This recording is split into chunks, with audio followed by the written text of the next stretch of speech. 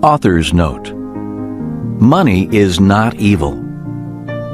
One of the greatest failures of the educational system is the failure to provide financial education to students. Educators seem to think that money has some sort of taint to it, believing that the love of money is the root of all evil. As most of us know, it is not the love of money that is evil, it is the lack of money that causes evil. It is working at a job we hate that is evil. Working hard, yet not earning enough to provide for our families, is evil. For some, being deeply in debt is evil. Fighting with people you love over money is evil. Being greedy is evil. And committing criminal or immoral acts to get money is evil. Money by itself is not evil. Money is just money. The lack of financial education also causes people to do stupid things or be misled by stupid people. For example, in 1997, when I first published Rich Dad, Poor Dad, and stated that your house is not an asset, your house is a liability, howls of protest went up. My book and I were severely criticized. Many self-proclaimed financial experts attacked me in the media. 10 years later, in 2007, as the credit markets crumbled and millions of people were in financial freefall, many losing their homes, some declaring bankruptcy, others owing more on their house than it was worth as real estate dropped in value, these individuals painfully found out that their homes are indeed liabilities, not assets. Today, many financial experts continue to recommend work hard, save money, get out of debt, live below your means, and invest in a well-diversified portfolio of mutual funds. The problem with this advice is that it is bad advice. The rules of money have changed. Today, there is a new capitalism. Saving money, getting out of debt, and diversifying worked in the era of old capitalism. Those who follow the work hard and save money mantra of old capitalism will struggle financially in the era of new capitalism. It is this author's opinion that the lack of financial education in our school systems is a shame. In today's world, financial education is absolutely essential for survival, regardless of whether we are rich or poor, smart or not smart. As most of us know, we now live in the information age. Without financial education, people cannot process information into useful knowledge. Without financial knowledge, people struggle financially. Without financial knowledge, people do things such as buy a house and think their home is an asset. Or save money, not realizing that since 1971, their money is no longer money, but a currency. Or do not know the difference between good debt and bad debt.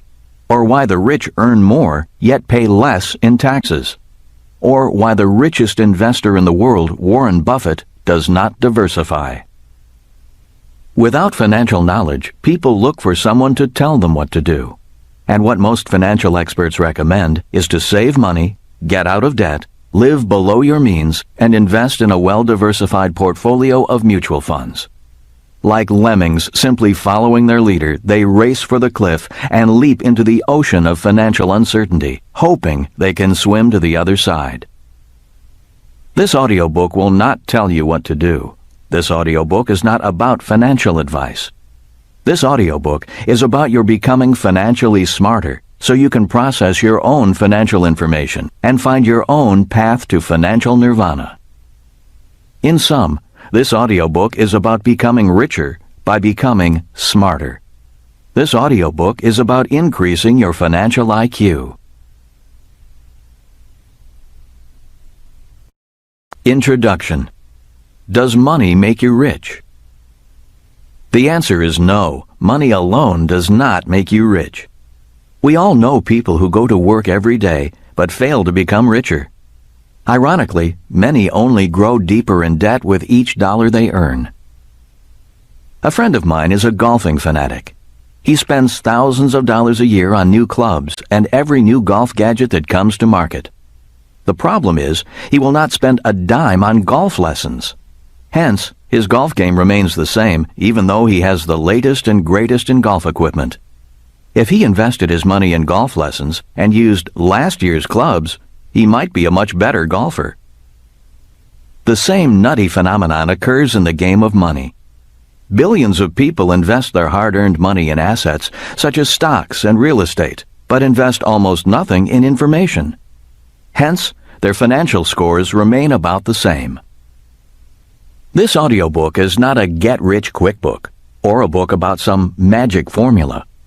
This audiobook is about increasing your financial intelligence, your financial IQ. It is about getting richer by getting smarter. It is about the 5 basic financial intelligences that are required to grow richer, regardless of what the economy, stock, or real estate markets are doing. This audiobook is also about the new rules of money, rules that changed in 1971. One of the reasons why so many people are struggling financially is because they continue to operate according to the old rules of money. Old rules such as work hard, save money, invest for the long term in a well-diversified portfolio of stocks, bonds, and mutual funds. This audiobook is about playing by the new rules of money, but to do so requires increasing your financial intelligence and your financial IQ. Many people believe that it takes money to make money. This is not true. Ultimately, it is not gold, stocks, real estate, hard work, or money that makes you rich. It is what you know about gold, stocks, real estate, hard work, and money that makes you rich. Ultimately, it is your financial intelligence, your financial IQ that makes you rich. Chapter 1. What is financial intelligence? My poor dad had money problems all his life. No matter how much money he made, his problem was not enough money. Being from the world of academics, he did his best to push his financial problems aside and dedicate his life to a higher cause than money. He did his best to assert that money did not matter, even when it did. He was a great man, a great husband and father, and a brilliant educator, yet it was this thing called money that often called the shots, silently hounded him, and, sadly toward the end, was the measure he used to evaluate his life. As smart as he was, he never solved his money problems.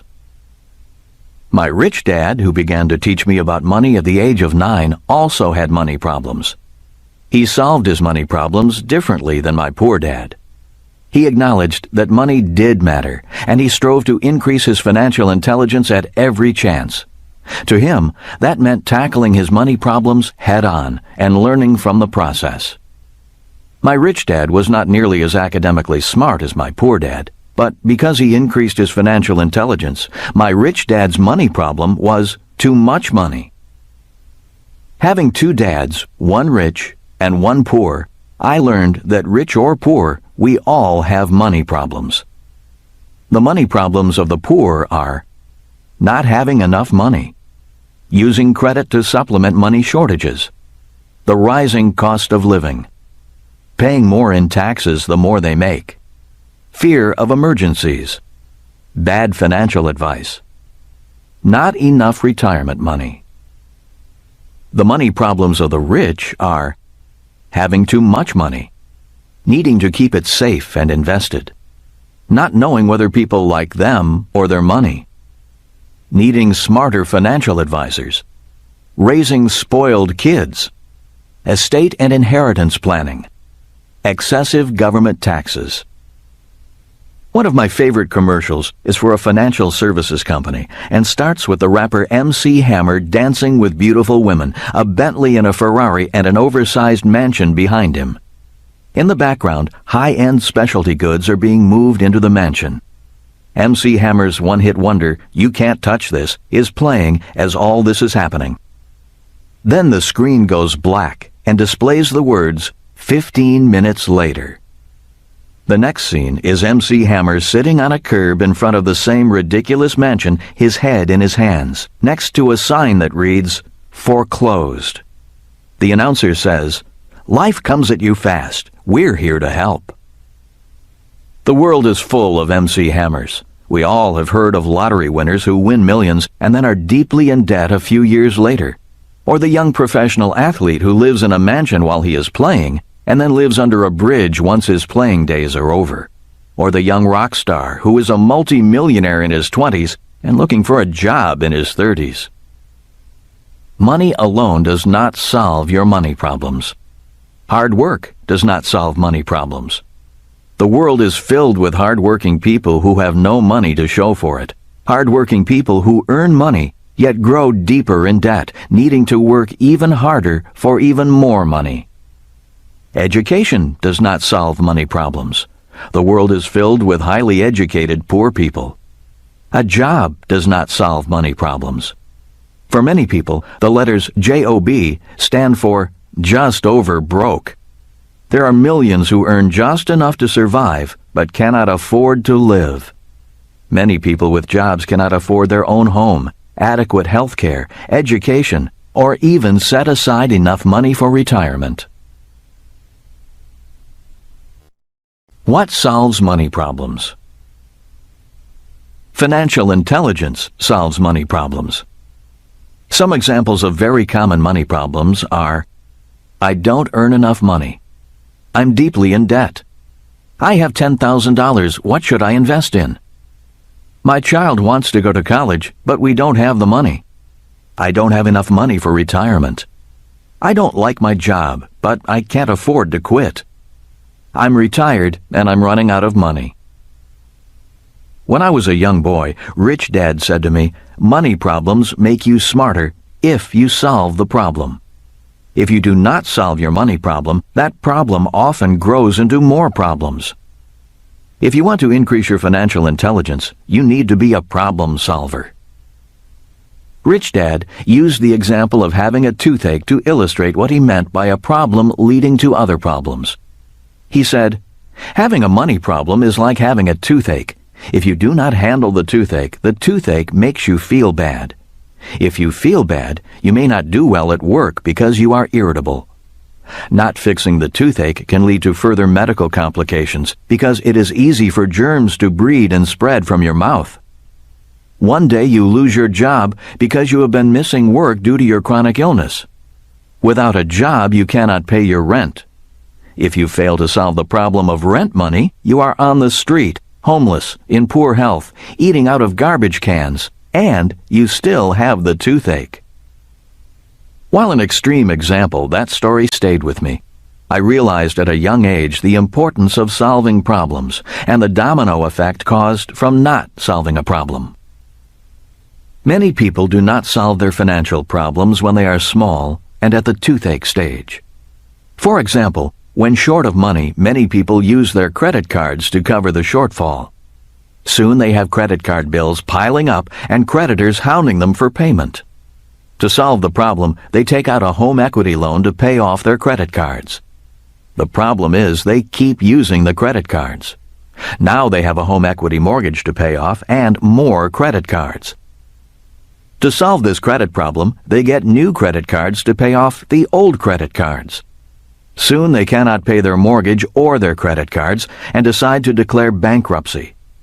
The trouble with declaring bankruptcy is that the root of the problem is still there, just like the toothache. Rather than address the root of the problem, spending habits in this case, many ignore the problem. If you don't pull a weed up by the root and only cut off the top, it will come back quicker and bigger.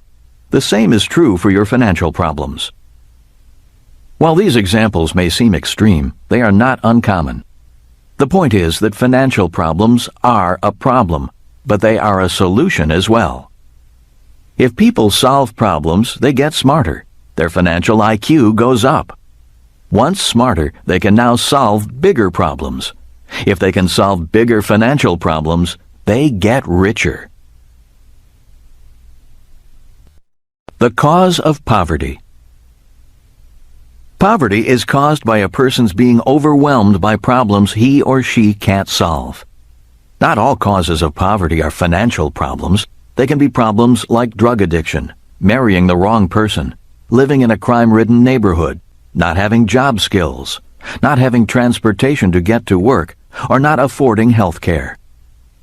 Some of today's financial problems, such as excessive debt and low wages, are caused by circumstances beyond an individual's ability to solve.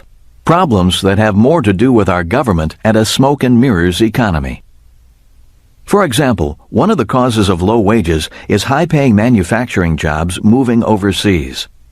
Today there are plenty of jobs, but they are in the service sector, not manufacturing. When I was a kid, General Motors was the nation's largest employer. Today, Walmart is the nation's biggest employer.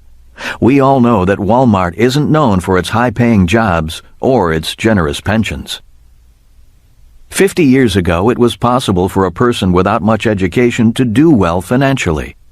Even if you had only a high school degree, a young person could get a relatively high-paying job manufacturing cars or steel. Today, it's manufacturing burgers. 50 years ago, the manufacturing companies provided health care and retirement benefits.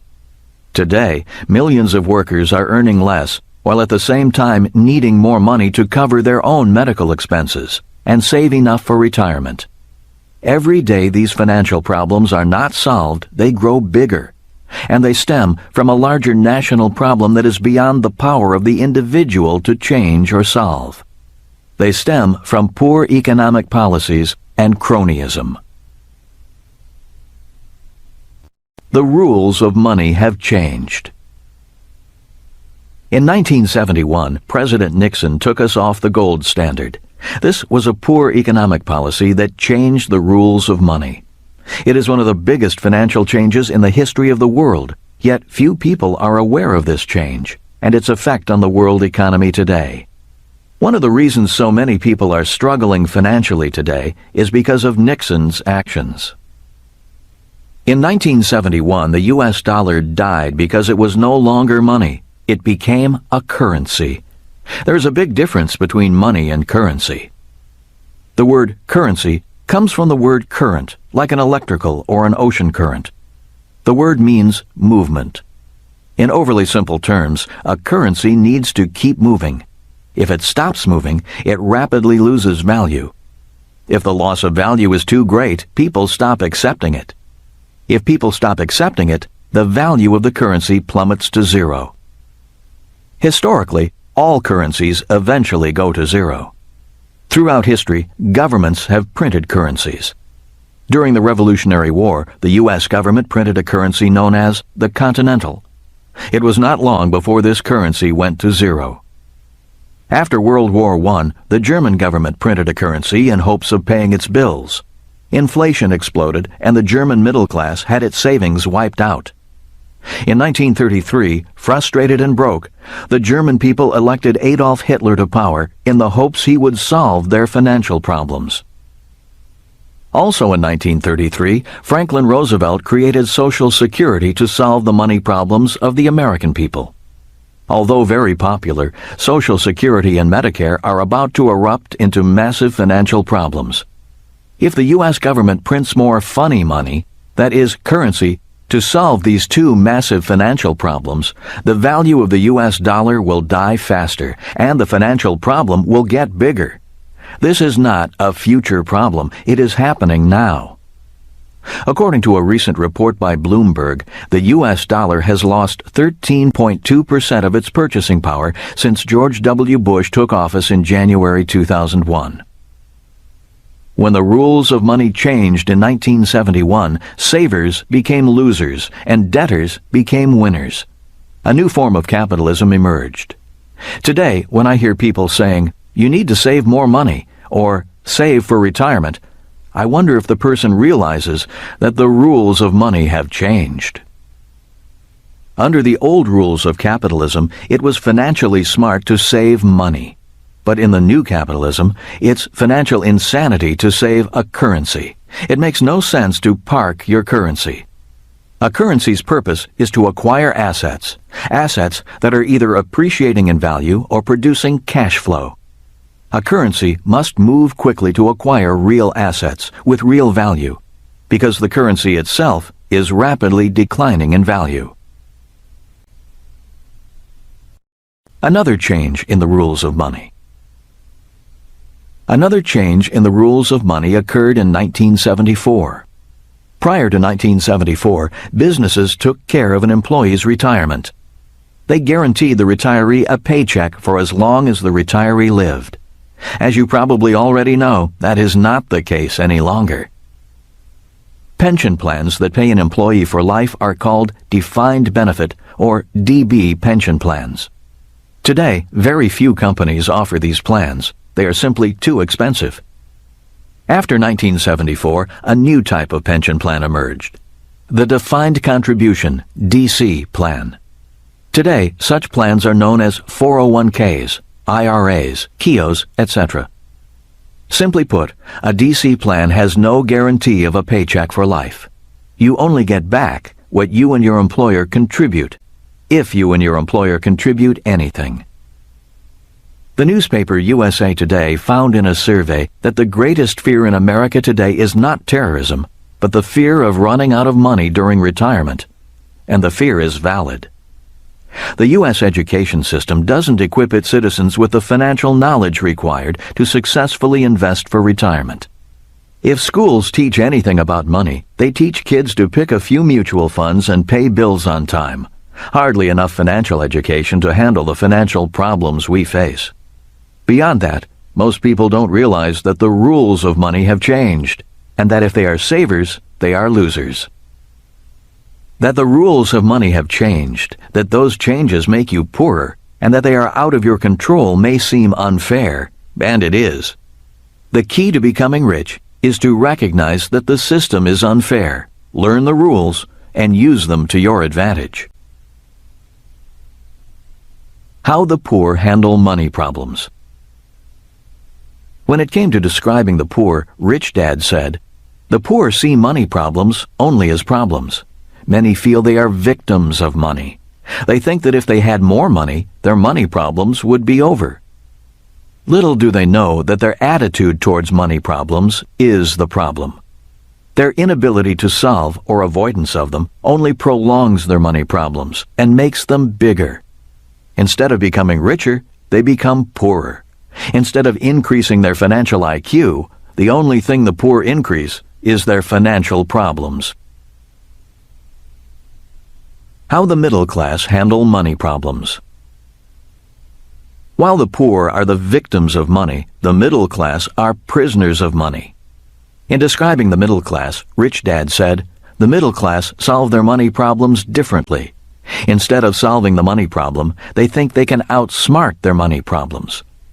The middle class will spend money to go to school so they can get a secure job. Most are smart enough to earn money and put up a firewall, a buffer zone between them and their money problems. They buy a house, climb the corporate ladder, and save for retirement by buying stocks, bonds, and mutual funds. They believe their academic or professional education is enough to insulate them from the cruel, harsh world of money." At the age of 50, said Rich Dad, many middle-aged people discover that they are a prisoner in their own office. Many are valued employees. They have experience. They earn enough money and have enough job security. Yet deep down they know they are trapped financially, and they lack the financial intelligence to escape from their office prison. They look forward to surviving 15 more years, when at age 65 they can retire and then begin to live. On a leaner budget, of course. How the rich handle money problems. When looking at financial intelligence, it becomes easy to see that there are 5 core intelligences an individual must develop to become rich. This audiobook is about those 5 financial intelligences. This audiobook is also about integrity. When most people think of the word integrity, they think of it as an ethical concept. That is not what I mean when I use the word. Integrity is wholeness. According to Webster's, it is the quality or state of being complete or undivided. A person who has mastered the 5 financial intelligences in this audiobook has achieved financial integrity. When the rich have money problems, they use their financial integrity, developed through many years of facing and solving problems, to solve those problems. If the rich don't know the answer to their money problems, they don't walk away and throw in the towel. They seek out experts who can help them solve their problems. In the process, they become financially more intelligent, and are that much more equipped to solve the next problem when it comes around. The rich don't quit, they learn, and by learning, they grow richer. In the following chapters, I will go into the 5 financial intelligences people need to develop if they want to increase their financial IQ. Personally, my days are dedicated to increasing the 5 financial intelligences. For me, my financial education never stops. At the start, my process to increase my financial IQ was difficult and clumsy, just like my golf game. There was a lot of failure, a lot of money lost, a lot of frustration, and a lot of personal doubt. At first, my classmates made more money than me. Today, I make much more money than most of my classmates. While I do enjoy the money, I work primarily for the challenge. I love learning. I work because I love the game of money, and I want to be the best I can be at my game. I could have retired a long time ago, but what would I do if I retired? Play golf? Golf is not my game. Golf is what I do for fun. Business, investing, and making money is my game. I love my game. I am passionate about the game. So if I retired, I would lose my passion. And what is life without passion? Do I think everyone should play this game of money? My answer is, like it or not, everyone is already playing the game of money. Rich or poor, we are all involved in the game of money. The difference is some people play harder, know the rules, and use them to their advantage more than others. Some people are more dedicated, more passionate, more committed to learning and to winning. When it comes to the game of money, most people are playing, if they know they are playing at all, not to lose, rather than playing to win. Since we are all involved in the game of money anyway, better questions may be, are you a student of the game of money? Are you dedicated to winning the game? Are you passionate about learning? Are you willing to be the best you can be? Do you want to be as rich as you can be? If you are, then continue on. This audiobook is for you. In summary, in 1971 and 1974, the rules of money changed. These changes have caused massive financial problems worldwide, requiring greater financial intelligence to solve them. Many people hope the government will solve their financial problems. I do not know how the government can solve your problems when it cannot solve its own money problems. In my lifetime, America went from the richest country in the world to the biggest debtor nation in the world. In my opinion, it is up to individuals to solve their own problems. The good news is that if you solve your own problems, you get smarter and richer. The lesson to be remembered from this chapter is that rich or poor, we all have money problems. The only way to get rich and increase your financial intelligence is to actively solve your money problems. Chapter 2. The 5 Financial IQs. There are 5 basic financial IQs. They are making more money, protecting your money, budgeting your money, leveraging your money, improving your financial information. Financial intelligence versus financial IQ. Most of us know that a person with a mental IQ of 130 is supposedly smarter than a person with an IQ of 95. The same parallels can be drawn with financial IQ. You can be the equivalent of a genius when it comes to academic intelligence, but the equivalent of a moron when it comes to financial intelligence. Often I am asked, what is the difference between financial intelligence and financial IQ? My reply is, financial intelligence is that part of our mental intelligence we use to solve our financial problems. Financial IQ is the measurement of that intelligence. It is how we quantify our financial intelligence. For example, if I earn $100,000 and pay 20% in taxes, I have a higher financial IQ than someone who earns $100,000 and pays 50% in taxes. Financial IQ number 1. Making more money. Most of us have enough financial intelligence to make money. The more money you make, the higher your financial IQ number 1. In other words, a person who earns $1 million a year has a measurably higher financial IQ, number one, than a person who earns $30,000 a year. And if two people each make $1 million a year and one pays less in taxes than the other, that person has a higher financial IQ. Financial IQ number two, protecting your money. A simple truth is that the world is out to take your money. But not all who take your money are crooks. One of the biggest financial predators of our money is taxes. If a person has a low financial IQ, he or she will pay more in taxes. An example of financial IQ is someone who pays 20% in taxes versus someone who pays 35% in taxes. The person who pays less in taxes has a measurably higher financial IQ. Financial IQ number three, budgeting your money. Budgeting your money requires a lot of financial intelligence. Many people earn a lot of money but fail to keep much money simply because they budget poorly. For example, a person who earns and spends $70,000 a year has a lower financial IQ than a person who earns $30,000 and is able to live well on $25,000 and invest $5,000. Being able to live well and still invest, no matter how much you make, requires a high level of financial intelligence. Having a surplus is something you have to actively budget for. Financial IQ number four, leveraging your money. After a person budgets a surplus, the next financial challenge is to leverage their surplus of money. While savings and a diversified mutual fund portfolio are a form of leverage, there are better ways to leverage your money. If a person is truthful, he or she has to admit it doesn't require much financial intelligence to save money and invest in mutual funds. You can train a monkey to save money and invest in mutual funds.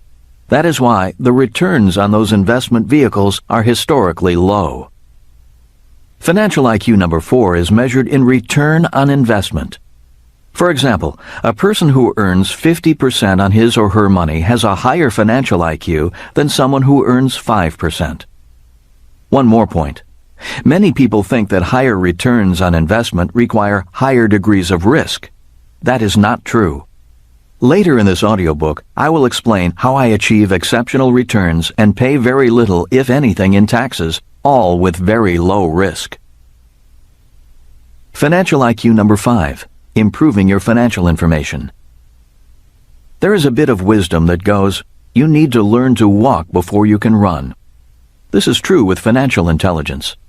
Before people can learn how to earn exceptionally high returns on their money, they need to learn the basics and the fundamentals of financial intelligence. One of the reasons so many people struggle with leveraging their money is because they are taught to turn their money over to financial experts, such as their mutual fund manager. The problem with turning your money over to financial experts is that you fail to learn, fail to increase your financial intelligence, and fail to become your own financial expert. It's easy to increase your financial intelligence if you have a strong foundation of financial information. But if your financial IQ is weak, then new financial information can be confusing and have seemingly little value.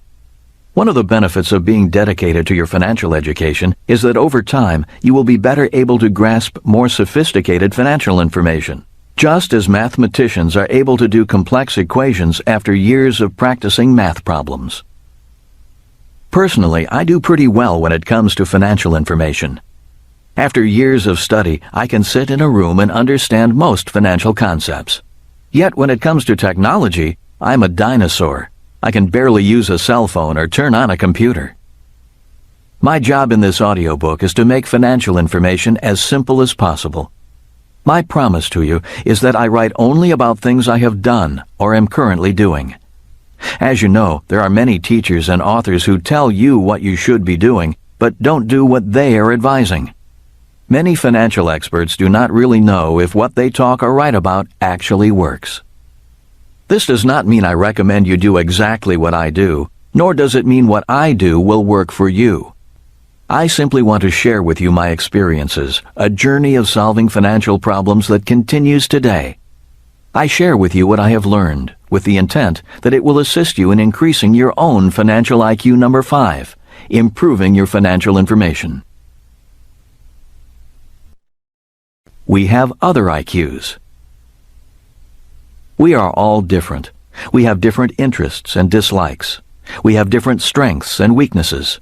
We have different gifts and geniuses. I say this because I do not think financial intelligence is the most important intelligence or the only intelligence. Financial intelligence is simply an intelligence we all need, since we live in a world of money, or to be more exact, currency. As my rich dad said, rich or poor, smart or not smart, we all use money. There are many important types of intelligence, such as medical intelligence. Every time I see my doctor, I am grateful that he dedicated his life to developing his intelligence and his gift. I am also glad I have enough money and insurance to pay for whatever medical challenges I may face. To this, Rich Dad said, "Money is not the most important thing in life, but money does affect everything that is important." When you think about it, money affects our standard of living, health, and education. Studies show that poor people have poorer health, poorer education, and a shorter lifespan. In summary, after 1971, the dollar turned into a currency. In 1974, businesses stopped paying employees a paycheck for life. As a result of these two major changes, financial intelligence became more important than ever. In summary, the 5 financial IQs are: Financial IQ number 1, making more money. Financial IQ number 2, protecting your money. Financial IQ number 3, budgeting your money. Financial IQ number 4, leveraging your money. Financial IQ number 5, improving your financial information. Financial intelligence is the intelligence we use to solve our specific financial problems, and financial IQ measures or quantifies our results. And now, on to financial IQ number 1, making more money. Chapter 3, Financial IQ number 1, making more money. After 4 years at the U.S. Merchant Marine Academy, I graduated in 1969 and got my first job with Standard Oil sailing on their oil tankers. It was a great job with a great company. I only worked for 7 months and then had 5 months off, got to see the world, and the pay was pretty good at approximately $47,000 a year. That's the equivalent of $140,000 today. After only 4 months, I resigned from my high-paying job with Standard Oil and joined the Marine Corps to fight in the Vietnam War. I felt an obligation to serve my country. At the time, many of my friends were doing everything they could to avoid the draft. Many were going on to graduate school. One ran and hid in Canada. For me, going to war and fighting was not the hardest part of my decision. From my naive vantage point, the war actually seemed kind of exciting. I was not concerned about fighting, killing, and possibly being killed. The toughest part of my decision was the pay cut I would have to take. Marine Corps second lieutenants were being paid $2,400 a year. At Standard Oil, I was making that in 2 weeks. 5 years later, with 1 year spent in Vietnam flying helicopters, I was honorably discharged from the Marine Corps. My first and immediate challenge was financial IQ number 1, making more money. I was 27 years old and had 2 great professions to fall back on, one as a ship's officer, the second as a pilot. For a while, I considered returning to Standard Oil and asking for my job back. I liked Standard Oil and I liked San Francisco. I also liked the pay.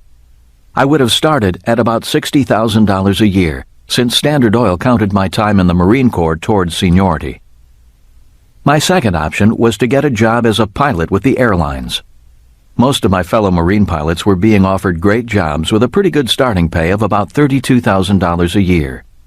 Although the pay was not as good as Standard Oil, being an airline pilot appealed to me. On top of that, whatever the airlines would pay me had to be better than the $985 a month the Marine Corps was paying me to be a pilot after 5 years of service. Instead of returning to Standard Oil or flying for the airlines, however, I took a job with the Xerox Corporation in downtown Honolulu. My starting pay was $720 a month. Once again, I took a pay cut. My friends and family thought the war had made me crazy. Now you may ask why I would take a job paying only $720 a month in a very expensive city like Honolulu. The answer is found in the theme of this book, Increasing Financial IQ. I took the job with Xerox not for the pay, but to increase my financial intelligence. I decided that the best way for me to earn money was as an entrepreneur. I knew that if I were to become an entrepreneur, I needed sales skills. There was only one problem. I was terribly shy and dreaded rejection. The 4 years I spent working for Xerox, from 1974 to 1978, were very hard.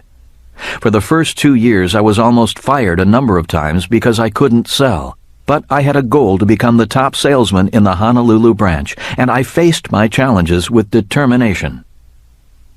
After the first 2 years, the sales training and the on-the-street experience began to pay off, and I finally reached my goal of becoming number 1 in sales at the Honolulu branch. I had solved the problem of being shy and hating rejection, and had learned to sell. Even better, I was making a lot more money than I would have as a ship's officer or an airline pilot. If I had just settled into a job after the war, I would never have overcome my fear of rejection and my shyness, and I would never have reaped the rewards of facing those challenges and conquering them. I learned a valuable lesson from my experience at Xerox. Solving the problem was the path to wealth. Once I reached my goal and became number 1 in sales, I resigned to take on my next challenge, building a business. In my previous book, Before You Quit Your Job, I wrote about the process of building my first major business, a business that brought to market the first nylon and Velcro surfer wallets. In that book, I wrote about the 8 components that make up any business, and about how not having all 8 of those business components is the reason why so many businesses fail and remain unprofitable. I believe it's a very important book for anyone who wants to be an entrepreneur and start their own business. In the book, I wrote about how my business went to extreme success in about a year, making me a millionaire, and then failed suddenly. I described the feelings of depression and loss, and a strong desire to run away and hide after the business collapsed. I was deeply in debt and facing the biggest financial problem of my life up to that point. Rich Dad, however, encouraged me to face my problems and rebuild the business instead of running and declaring bankruptcy. He reminded me that solving this messy problem would increase my financial intelligence. It was some of the best advice I've ever received. Rebuilding the wreckage of my business was my business school. The first thing I had to do was put together the 8 parts of my business. The second thing I had to do was redefine my business by finding a competitive niche. You see, by 1981, the year I was rebuilding the business, the market was inundated by other wallet makers. Prices for wallets dropped from $10 at retail, the price I had established, to $1 a wallet on the streets of Waikiki and the world. Nylon wallets had become a commodity, and as you know, the market for commodities goes to the lowest priced producer. In order to compete as a commodity, I needed a market niche. I needed to become a brand. That opportunity came in the form of rock and roll. As described in Before You Quit Your Job, I stumbled into the rock and roll business and saved my business by licensing the rights to use rock band names on my wallets. Soon, I was producing wallets for Van Halen, Judas Priest, Duran Duran, Iron Maiden, and others. Because I was a legally licensed product, I got my retail price back up to $10 a wallet.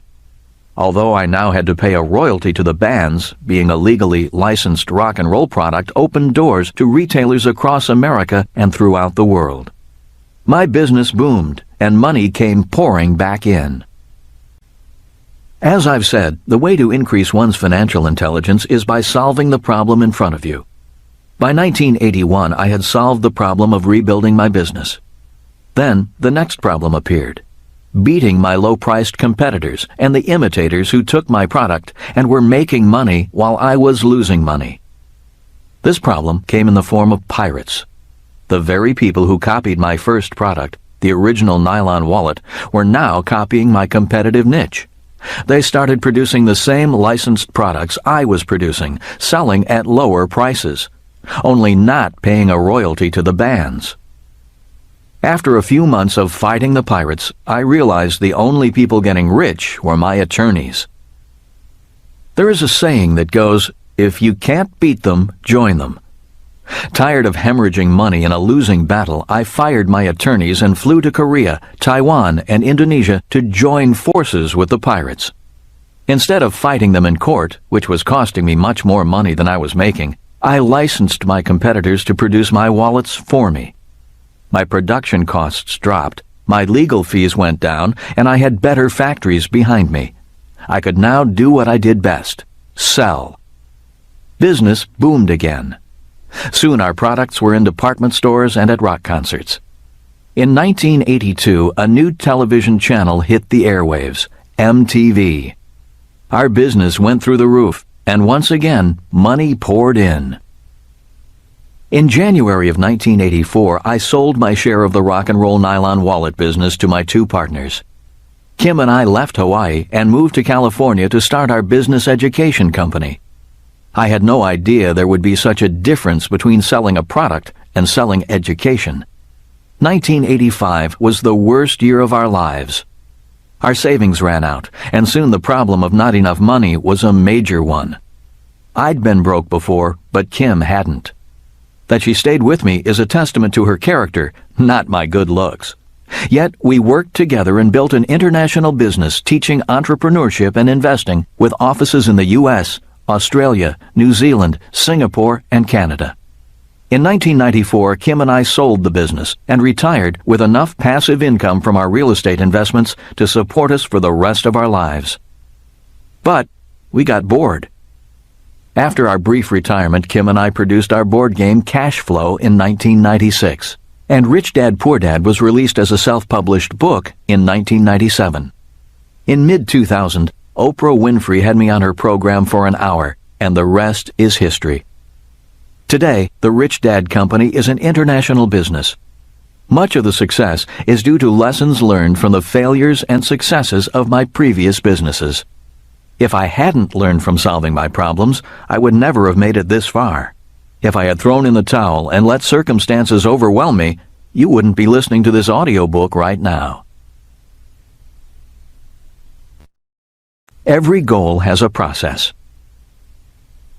As we all know, every worthwhile goal has a process and takes work. For example, to become a medical doctor, there is a rigorous process of education and training. Many people dream of becoming a doctor, but the process gets in their way. One of the reasons people lack financial IQ number 1, making more money, is because they want the money, but not the process. What many people do not realize is that it's the process that makes them rich, not the money. One of the reasons lottery winners or kids who inherit family wealth are soon broke is because they received the money, but did not have to go through the process. Many other people fail to become rich because they value a steady paycheck more than the learning process of becoming financially smarter and richer. They are held back by the fear of being poor. It is this very fear that keeps them from taking the chances and solving the problems required to become rich. At this point, it's important to point out that financial intelligence is also emotional intelligence. Warren Buffett, the world's richest investor, says, "If you cannot control your emotions, you cannot control your money." The same is true for your process. One of the toughest parts of my process was not quitting when I was depressed, not losing my temper when I was frustrated, and to continue to study when I wanted to run. Another reason many people fail in their process is they cannot live without instant gratification. The main reason I mentioned the low pay I received at the start of my life was to illustrate the importance of delayed gratification. Many will sacrifice a richer tomorrow for a few bucks today. I did not make much money in my 20s and 30s, but I make millions today. One of the reasons people do not increase financial IQ number 1 and increase their income is because they stick with what they know. Instead of taking on a new challenge and learning, they play it safe. Now, this doesn't mean you should do stupid and risky things.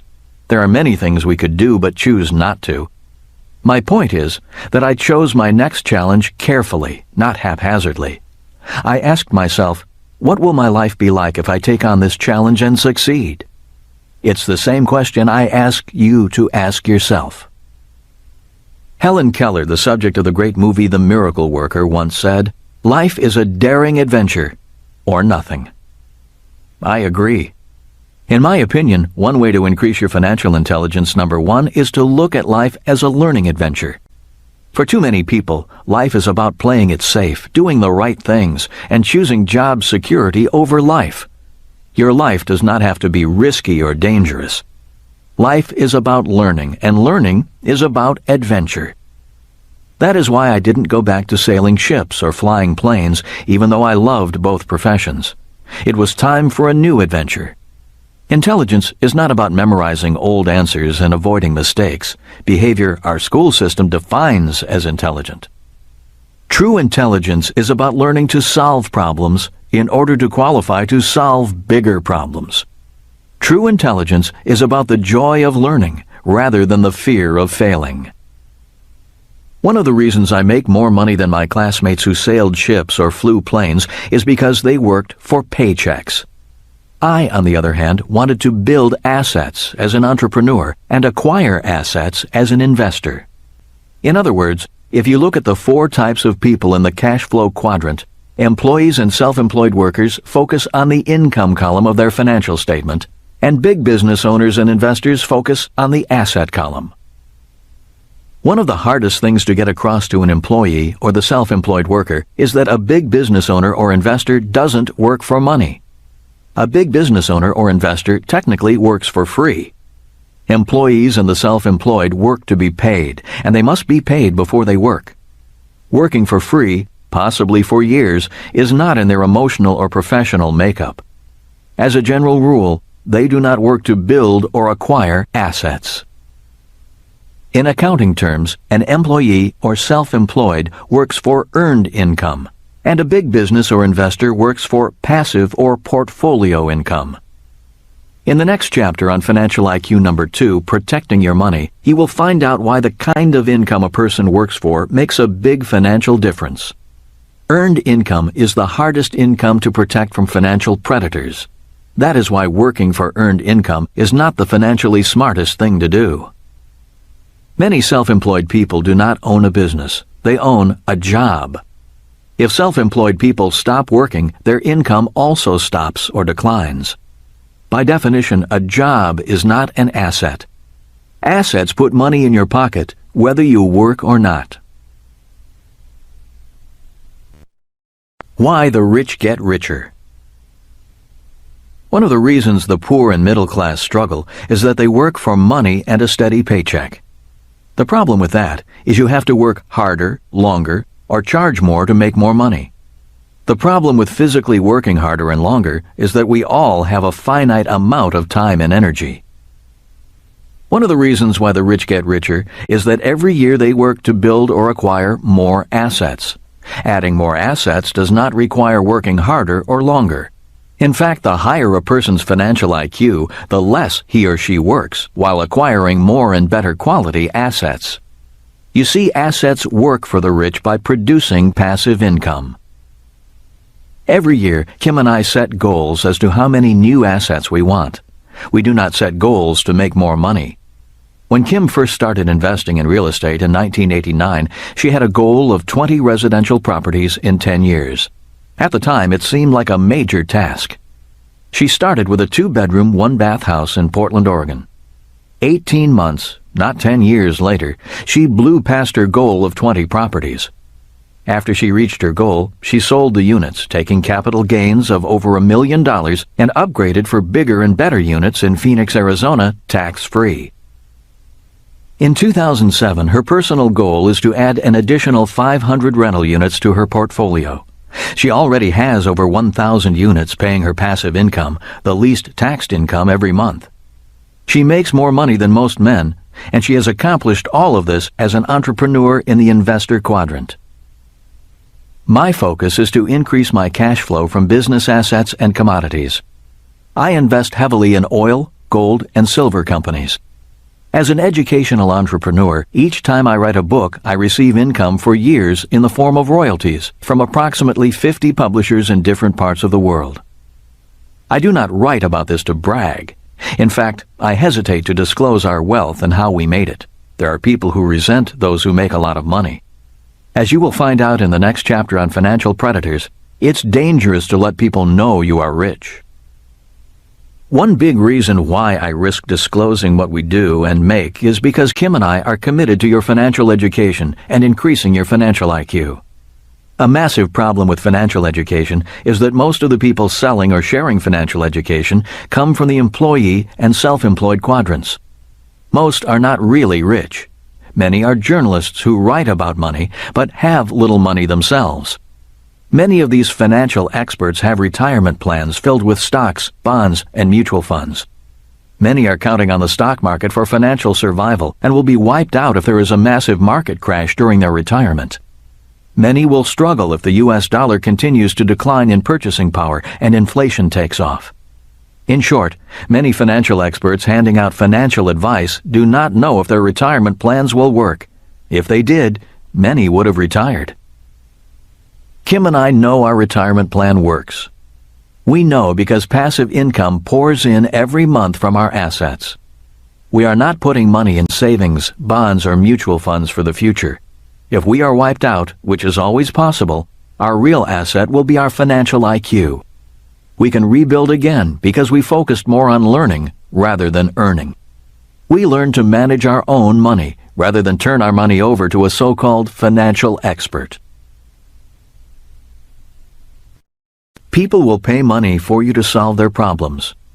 For example, I will pay money to my doctor to keep me healthy. I pay money to my housekeeper to keep my house tidy. I pay the person who runs a local restaurant for providing great food and a great dining experience. I put money in the offering plate at church to support my spiritual guidance and education. Kim makes a lot of money because she solves a big problem, the problem of quality housing at an affordable price. The more she works to solve that problem, the more money she makes. I work hard to solve the problem of the need for financial education. Simply put, there are trillions of ways to make more money because there are trillions, if not infinite, problems to solve. The question is, which problems do you want to solve? The more problems you solve, the richer you will become. A true capitalist is simply someone who recognizes a problem and creates a product or service to address that problem. You can charge a higher price if your product or service has a higher perceived value, but there needs to be added value. For example, I charge more money for my books and games because to some people there is more perceived educational value in them. For many other people, my books and games are not worth the price. Begin now to think about what problems you need to solve. Engage those problems head-on and the money will follow. And once you have that money, you're going to need to use every ounce of your financial intelligence to protect it. That's what the next chapter is all about. Financial IQ number 2, protecting your money.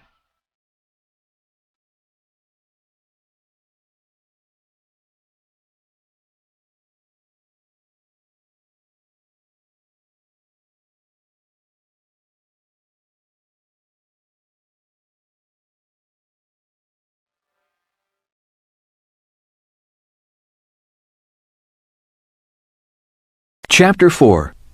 Financial IQ number 2, protecting your money. Protecting your money from financial predators is important. As most of us know, the world is filled with people waiting for the opportunity to help themselves to your money. Many of these people are very smart and powerful. If they are smarter than you or have more power than you, they will get your money. This is why financial IQ number 2 is so important. How do you measure financial IQ number 2? Financial IQ number 2 is measured in percentages. Here's what I mean.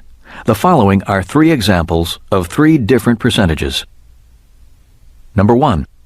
In America, a person who earns $100,000 a year from wages may pay as much as 50% in combined taxes, such as federal, state, and FICA. This person's net after-tax income is $50,000. Number 2.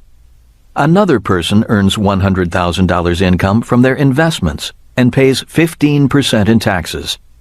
This person's net after-tax income is $85,000. Number 3. A third person earns $100,000 income and pays 0% in taxes. This person's net after-tax income is $100,000. In the examples above, the person who pays the least percentage in taxes has the highest financial IQ number 2 protecting your money because less money is lost to financial predators. In later chapters, I will go into how to earn a lot of money and pay nothing in taxes legally. But for now, keep this simple idea in mind. Financial IQ number 2 measures the percentage of income a person keeps against the percentage of income financial predators take. Bunnies, birds, and bugs. Rich Dad's lessons to his son and me on the importance of protecting money from financial predators started at a very early age, before we had any money. Because we were young, Rich Dad used a very simple example of farmers to make his point. He said a farmer needs to protect his crops from bunnies, birds, and bugs. Bunnies, birds, and bugs are thieves to a farmer. Continuing on with his bee theme, Rich Dad's list of real-world financial predators included bureaucrats, bankers, brokers, businesses, barristers, brides, beaux, and brothers-in-law. The first B, bureaucrats. As we all know, taxes are our single largest expense. The job of the tax department is to get your money and to turn it over to a government bureaucrat who spends it.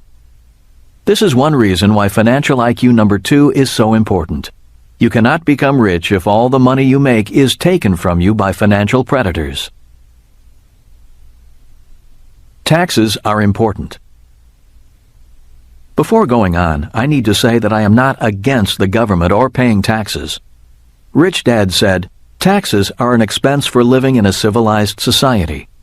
He pointed out to his son and me that taxes pay for schools and teachers, fire and police protection, court systems, the military, roads, airports, and the general operation of the business of government. Rich Dad's frustration with taxes was that bureaucrats very rarely solved the problems they faced, which meant taxes had to keep going up.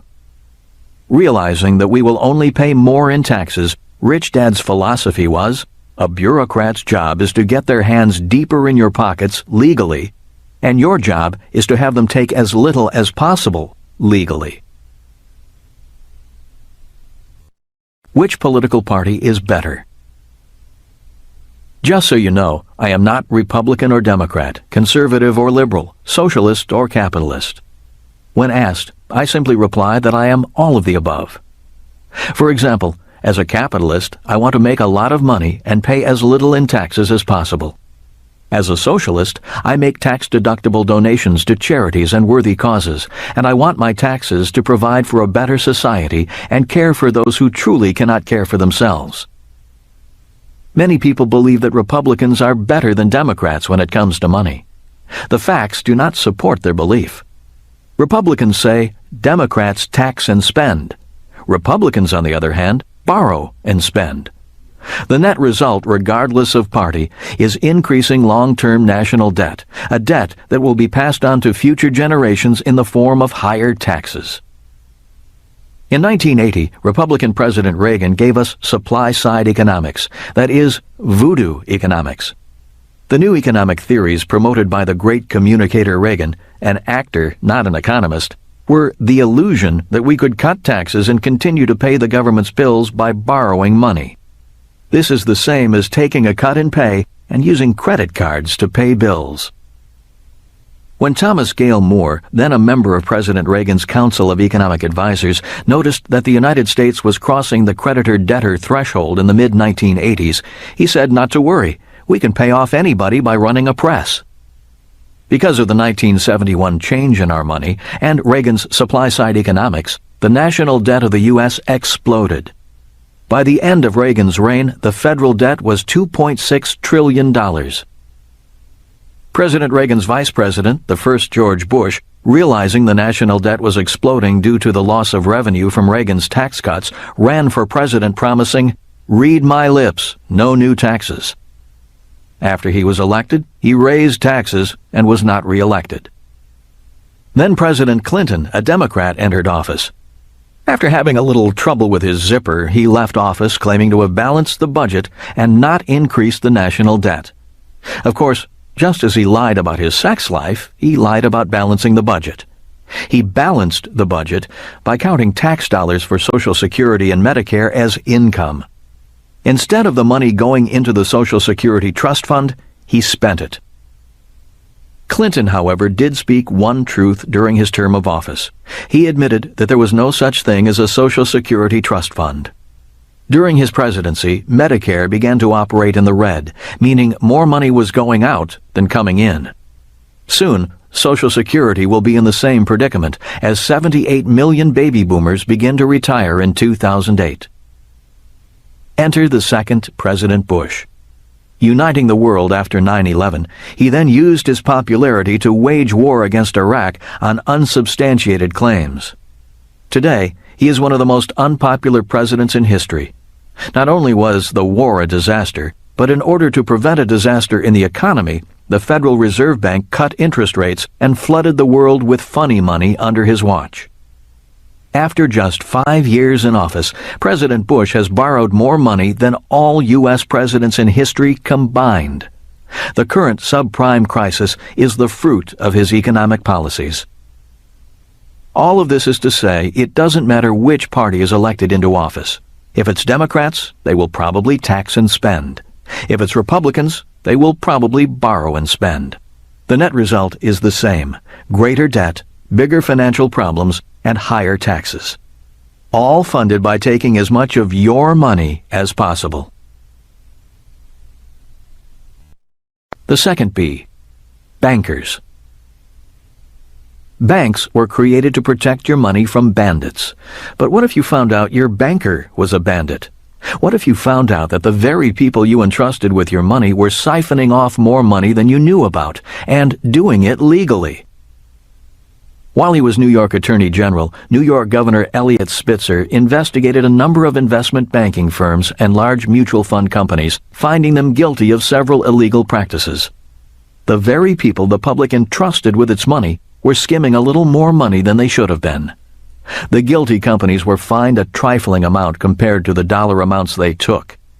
While the paltry size of the fines is disturbing, what is even more disturbing is that these bankers are still in business today. The problem is that Eliot Spitzer's investigation was limited to investment banking firms in New York City. The problem of bankers taking money from innocent customers is a worldwide one. As more businesses stop caring for workers for life, more workers are forced to save for their own retirement. Workers do not have the money to hire professional financial services like businesses do. This is causing the pool of financially naive money to grow like a hot air balloon, making bankers and people who sell financial services to workers grow richer and richer. Today, workers' retirement funds are fueling a global economic boom.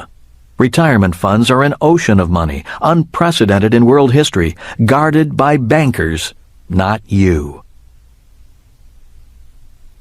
The third B, brokers. Broker is another word for salesperson. In the world of money, there are brokers for stocks, bonds, real estate, mortgages, insurance, businesses, etc. One of the problems today is that most people are getting their financial advice from salespeople, not rich people. If you meet a rich broker, you need to ask if the broker got rich from his or her sales ability or financial ability. As you know, there are good brokers and bad brokers.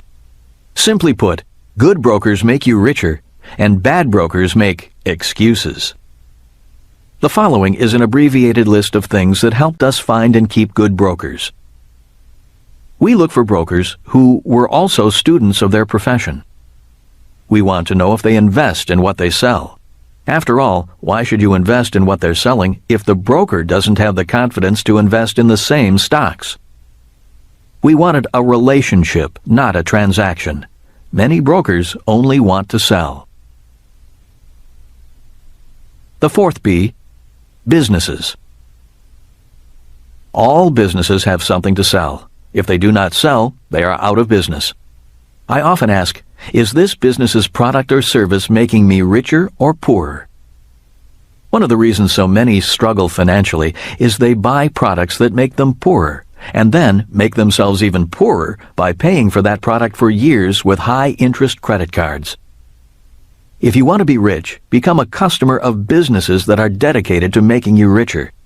For example, I am a long-term customer of a number of investment newsletters and financial magazines. I am also a customer of businesses that sell educational products and seminars. In other words, I am a good customer to some of my competitors. I like spending money on products or services that make me richer. The fifth B, brides and beaux. We all know that some people marry for money. Both men and women marry for money rather than love. Like it or not, money plays an important role in any marriage. Rich Dad called people who marry for money love predators. The more money you have, the more they love you. In his much-publicized divorce, Paul McCartney may have to give up 50% of his estimated $1 billion estate. That is a lot of money. This shows that McCartney has earned a lot of money as a musical genius, but his lack of financial IQ number 2 is costing him a lot of money that a little premarital planning might have saved him. The sixth B, brothers-in-law. Death is the final exit. It is another time when predators appear, or I should say, vultures. If you are rich, not having a financial IQ can be expensive for your loved ones. Your brother-in-law's grandchildren, children you've never met, suddenly become family and come to cry at your funeral. If you have a high financial IQ, the percentage of your money these grieving relatives receive will be controlled by you even after you have moved on. Those with a high financial IQ have wills, trusts, and other legal means of protecting their wealth and final wishes from death predators. The seventh B, barristers. You may remember the person who sued McDonald's claiming the coffee was too hot. That is an example of a financial predator using the court system to get your money. Millions of people are waiting for any excuse to use a lawsuit to get rich. This is why the seventh B is for barristers or lawyers. There are lawyers whose sole purpose in life is to take you to court and take your money. Knowing these predators are lurking, there are 3 things a financially intelligent person must do. Keep nothing of value in your name. It was my poor dad who proudly said, "My house is in my name." Financially smart people would not have their houses in their names. Buy personal liability insurance immediately. Remember, you cannot buy insurance when you need it. You must buy it before you need it. Hold assets of value in legal entities. In the U.S., the good legal entities are C corporations, S corporations, limited liability corporations, LLCs, and limited liability partnerships, LLPs. There are also bad legal entities. These are sole proprietorships and general partnerships. The rules have changed. As you know, in 1974, workers needed to become investors saving for their retirement. This gave rise to the 401k. The problem with a 401k is that the government plugged this loophole for workers too. Let me explain. When a person works for money, his or her income is taxed as earned income, the most highly taxed income. When a worker withdraws money from his or her 401k plan, that income comes out as, you guessed it, earned income. Guess what interest from savings is taxed at? Once again, earned income. This means a person who works hard, saves money, gets out of debt, and saves for retirement in a 401k plan is working for the most highly taxed income, earned income. This is not financially intelligent. People following these rules demonstrate a low financial intelligence because they give away a large percentage of their income. A financially intelligent person does not want a big paycheck. A financially educated person would rather be paid royalties or dividends because taxes are lower on these types of income. A knowledgeable investor at least knows enough to invest for portfolio or passive income. Personally, I am not trying to change the system. My personal philosophy is that it is easier to change myself than to change the system. In other words, I am not a person who battles the winds that drive windmills. Hence, I am not politically inclined. I don't believe politics or politicians are effective against those who run the world of money. It seems that most politicians, in order to be elected, need to be pawns of the very people who control the world's money. Most financial advisors are employees of these world bankers. I simply want to know the rules and play by the rules. This does not mean I believe the rules are fair or equitable. They aren't. The rules of money are what they are, and they change regularly. Besides, this new world of money, even though unfair, has done a lot of good.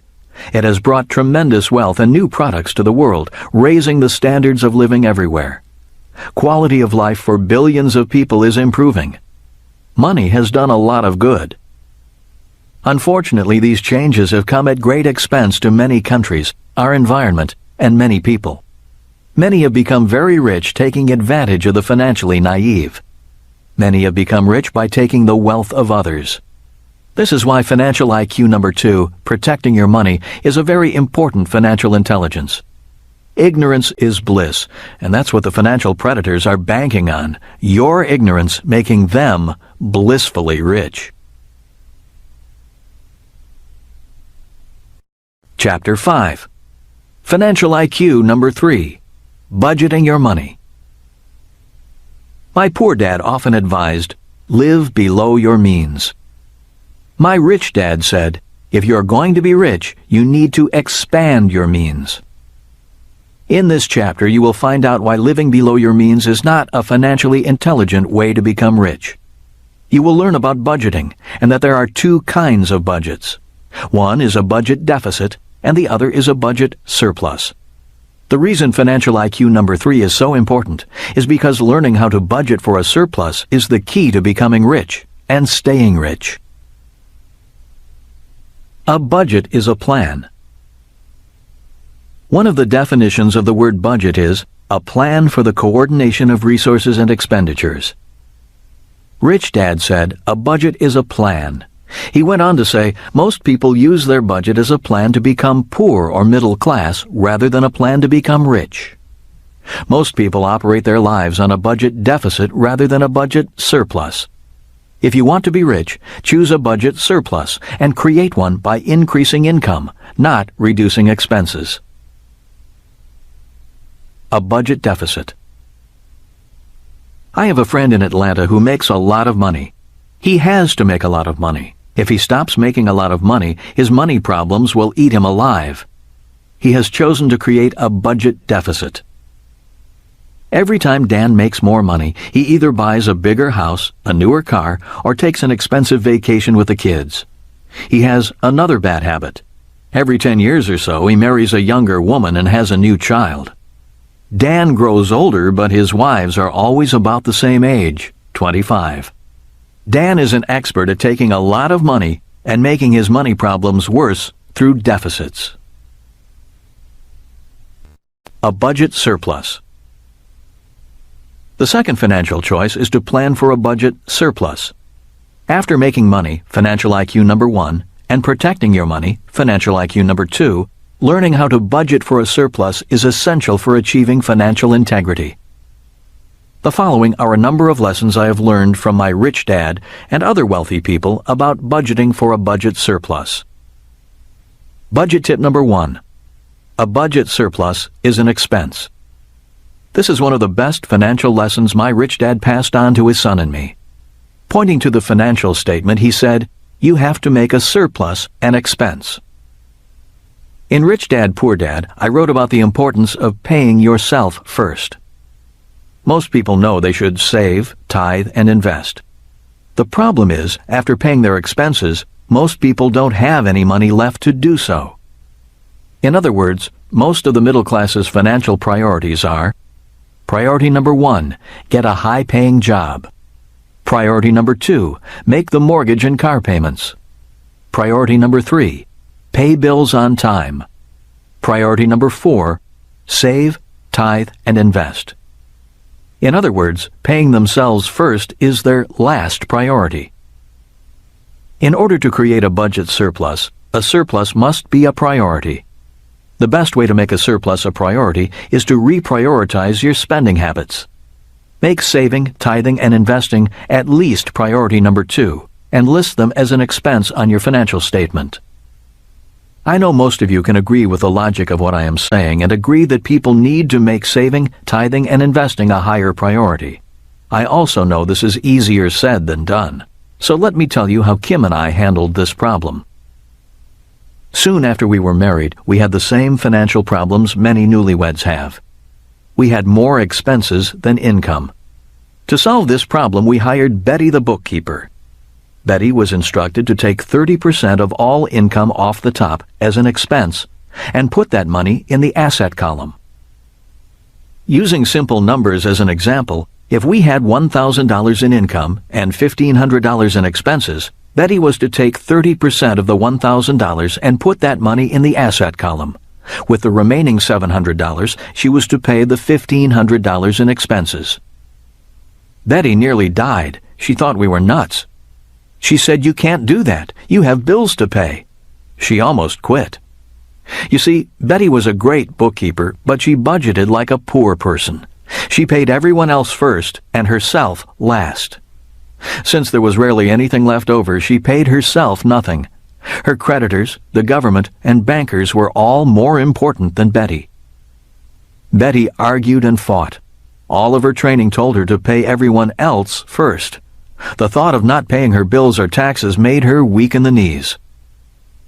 I finally got her to understand she was doing us a favor. She was helping us out.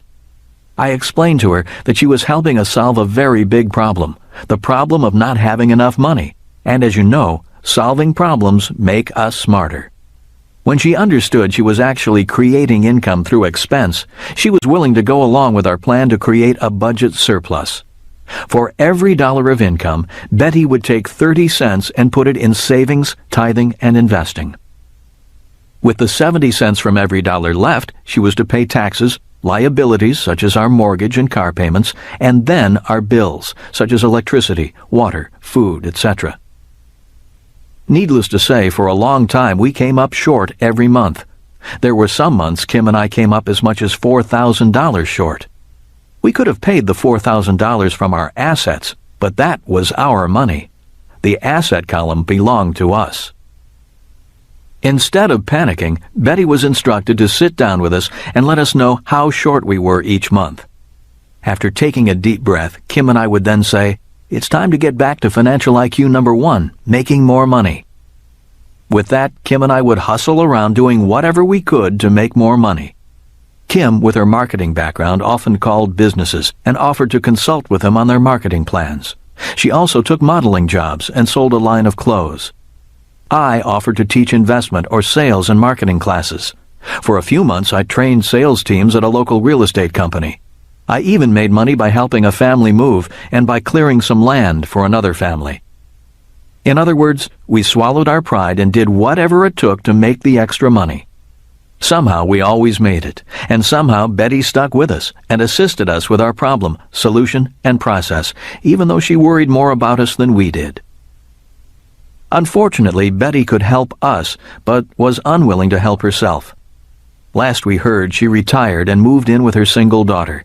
They share expenses, using Betty's payments from Social Security to pay them. They do not have a budget surplus. In 1989, Kim purchased her first rental property. She put down $5,000 and made $25 in positive cash flow per month. Today, Kim controls a multi-million-dollar portfolio and over 1,000 rental units. If we had not made investing an expense and paid ourselves first, we might still be paying everyone else first. God is our partner. As far as tithing goes, we continue to donate a large percentage to charitable organizations. It's important to give. As my very religious friend says, God does not need to receive, but humans need to give. Also, the reason we give is because tithing is our way of paying our partner, God. God is the best business partner I've ever had. He asks for 10% and lets me keep the other 90%. You know what happens if you stop paying your partners? They stop working with you. That is why we tithe. Budget tip number 2. The expense column is the crystal ball. If you ever want to predict a person's future, just look at the person's discretionary monthly expenses. Rich Dad said, "You can tell a person's future by looking at what they spend their time and money on." He also said, time and money are very important assets. Spend them wisely. Budget tip number 3. My assets pay for my liabilities. My poor dad believed in buying cheap. He thought being frugal was smart budgeting. We lived in an average house in an average neighborhood. My rich dad loved luxury. He lived in an affluent neighborhood and lived an abundant lifestyle. He did not like being cheap, although he was still careful with his money. If my poor dad wanted a luxury item, he simply denied himself the luxury of owning. He said, "We can't afford it." If my rich dad wanted a luxury item, he simply said, "How can I afford it?" And the way he afforded it was to create an asset in the asset column, an asset that paid for the liability. In other words, he acquired assets by paying himself first. With the cash flow from the assets, he then purchased his luxury liabilities. If he wanted big luxuries, he first created big assets. What many people do is buy big luxuries first and never have enough money to purchase assets. Again, it's a matter of priorities. The Bentley account. 2 years ago, I wanted a new car, a Bentley convertible. The price? $200,000. I had the money in my asset column. I could have purchased the car for cash. The problem with buying a $200,000 Bentley with cash is that the car is worth only $125,000 the moment I drive it off the lot. That is not a smart use of my cash.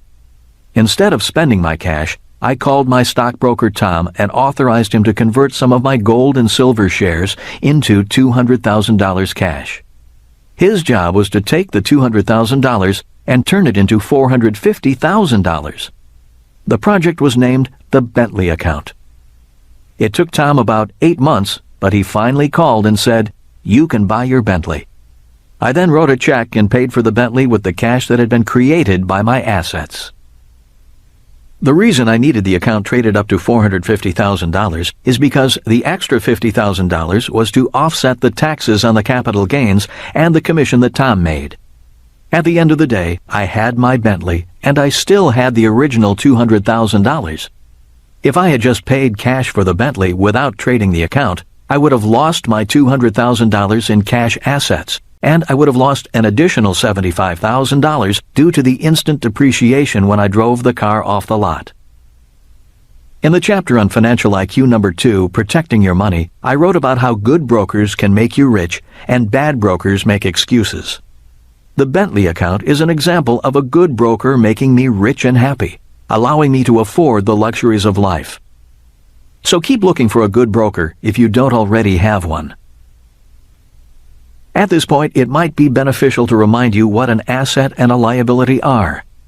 In my book, Rich Dad, Poor Dad, I define them simply as this. An asset is something that puts money in your pocket. A liability is something that takes money out of your pocket.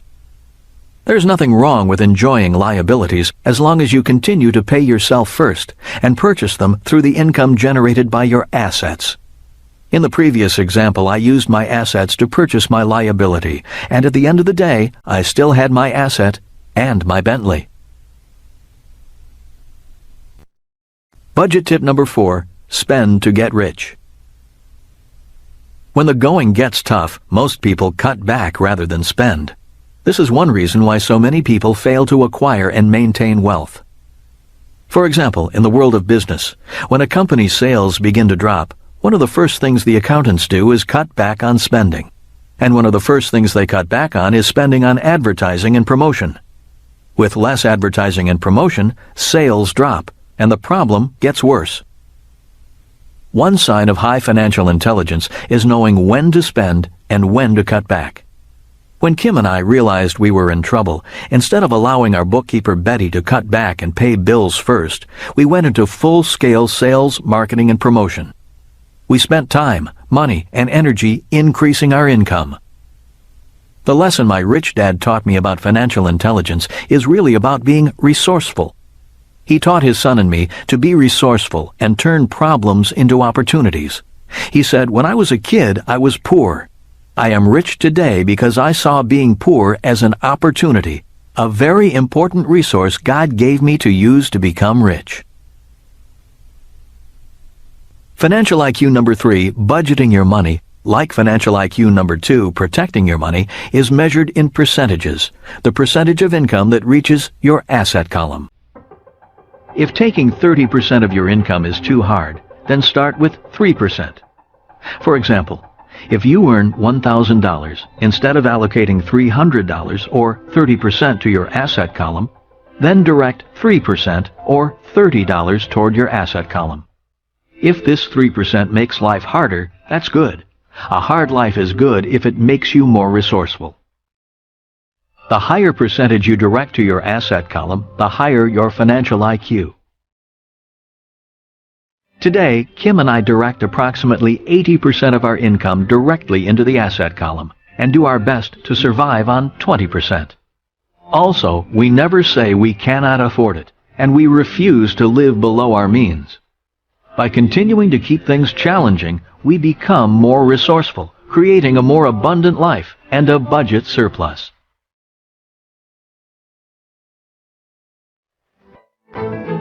Chapter 6. Financial IQ number 4, leveraging your money. On August 9, 2007, the stock market plunged nearly 400 points. The Federal Reserve and central banks around the world began injecting billions in cash into the economy to make sure the panic did not spread. The market was still nervous the next day. As I was getting ready for the day, a newscaster on a morning television program was interviewing 3 financial planners and getting their opinions. Their unanimous advice was, "Don't panic, stay the course." When asked for further advice, all 3 said, "Save money, get out of debt, and invest for the long term in a well-diversified portfolio of mutual funds." As I finished shaving, I wondered if these financial experts had all gone to the same school for parrots. Finally, one advisor took a moment to say something different. She began by condemning the real estate market for causing the mess in the stock market, blaming greedy investors, unscrupulous real estate agents, and predatory mortgage lenders for causing the subprime mortgage mess, which led to the crash in the stock market. This advisor said, "I told my clients that real estate was risky, and my advice has not changed. Real estate is a risky investment, and investors should invest for the long term in blue-chip stocks and mutual funds." As the financial planner on television was ending her attack on real estate, my wife Kim walked into the room and said, "Remember, we have a closing today on the 300-unit apartment house." Nodding my head, I said, "I'll be there." As I finished dressing, I thought, it's funny the financial advisor's saying that investing in real estate is risky. The real estate markets are crashing at the same time Kim and I are buying a $17 million apartment house in Tulsa, Oklahoma, and we are excited about it. Are we on the same planet? So what is the difference between the financial planner who was negative on real estate and why was I excited about buying more property? The answers to that question are found in this chapter through 2 financial concepts, control and leverage. The new capitalism puts millions of workers' money into investments that allow them very little control or leverage. Because I have control over my investments, I am not as affected by market crashes. Because I have control, I am confident about using a lot more leverage. So what is leverage? In very simple terms, the definition of leverage is doing more with less. A person who puts money in the bank, for example, has no leverage. It's the person's money. $1 in savings has a leverage factor of 1 to 1. The saver puts up all the money. For my investment in the 300-unit apartment house, my banker put up 80% of the $17 million real estate investment. By using my banker's money, my leverage is 1 to 4. For every dollar I invest in the deal, the bank lends me $4. So why did the financial planner on TV say that real estate was such a risky investment? Once again, the answer is control. If an investor lacks the financial intelligence to control the investment, the use of leverage is very risky. Since most financial planners put people into investments where they have no control, they should not use leverage. Using leverage to invest in something you do not control would be like buying a car without a steering wheel and then stomping on the gas pedal. Most of the people being hurt by the real estate meltdown are people who were counting on the real estate market to keep going up and increasing their home's value. Many people borrowed money against their inflated home value. Now their home may be worth less than what they owe. They have no control over the investment and are at the mercy of the market. The value of my $17 million apartment house is not based upon the price of the building. While price is important, I'm not counting on the price of the building going up due to some magical, unseen market condition. That is why the booms and busts of the markets do not concern me that much. The value of my apartment house is based upon the rent my tenants pay. In other words, the true value of the property is the value my tenants think the property is worth. If a renter thinks the apartment is a good value at $500 a month, that is the property's value. If I can increase the perceived value of my property to my tenants, I, not the market, have increased the value of the property. If I increase rents without an increase in perceived value, the tenant moves to the community down the street. The value of rental real estate, in this case my apartment houses, is dependent on jobs, salaries, demographics, local industry, and supply and demand of affordable housing. In a housing crash, the demand for rental units often goes up, which means demand and rents go up. If rents go up, the value of my rental real estate may go up, even if the value of residential real estate is coming down. There are 3 specific reasons why I'm not concerned about market crashes when it comes to the purchase of my 300-unit apartment house. One reason is because Tulsa, Oklahoma is an oil boomtown. High-paying jobs are plentiful. The oil industry needs workers, and transient workers need rental housing. The second reason is because a local college near the apartment house is doubling its number of students, but not the number of on-campus housing units, which increases demand for rental apartments. As many of you know, there is another baby boom, commonly referred to as the Echo Boomers, a generation just now entering college, which is 73 million strong. A majority of them will be renters. The third reason is because the fixed interest rate on the existing loan is very low. Low interest payments, lower expenses, and increasing income will increase property value, not market fluctuations. This means the 300-unit apartment house offers me both control and leverage. My job as an investor on this apartment house is to increase my leverage from 1 to 4 to possibly 1 to 10. That is, doubling the value of the property through operations, not the market. I can do this as long as I have control. Leverage is not risky. Many financial advisors will tell you that higher returns mean higher risk. In other words, leverage is risky. That is absolutely false. Leverage is only risky when people invest in assets that they have no control over. If a person has control, leverage can be applied with very little risk. The reason most financial advisors say that higher returns means higher risk is simply because they sell only investments that allow very little control. As mentioned above, my $17 million apartment house in Tulsa is a good investment to use leverage with because I have control over the operations, and the operations, that is, income collected through rents, determine the value of the investment. A house is not a good investment, and leverage is risky with a house because you do not control the value of the house. The value of a house is based on the market and the purchasing power of the currency it was purchased with. These things are out of your control. What is control? The major flaw in paper assets, such as savings, stocks, bonds, mutual funds, and index funds, is the lack of control. And because you have no control, it is difficult and risky to apply leverage. Because these paper assets offer very little control, it is difficult to get a bank to lend you any money to invest in these assets.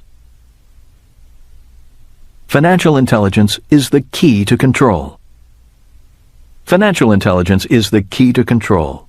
Financial intelligence increases control, and financial IQ measures the financial returns of financial intelligence. Take the 300-unit Tulsa apartment house as an example. Number 1, the income column. The first step after acquiring the property is to increase the rent. The property is already profitable and cash flows with existing rents. In other words, I am already making money from day one.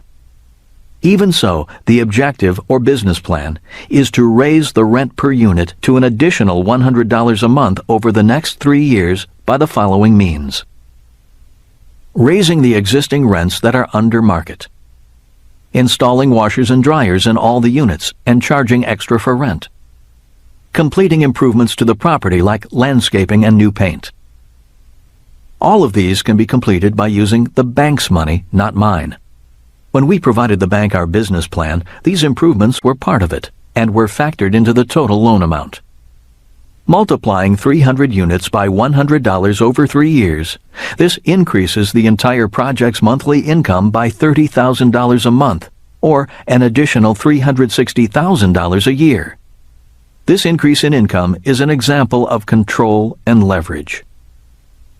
If the plan works, 3 years from now, my financial IQ number 4, leverage, will be infinite because the increase in income will be achieved by no additional capital from investors, just good knowledge of how to manage the asset, control, to higher and higher profitability.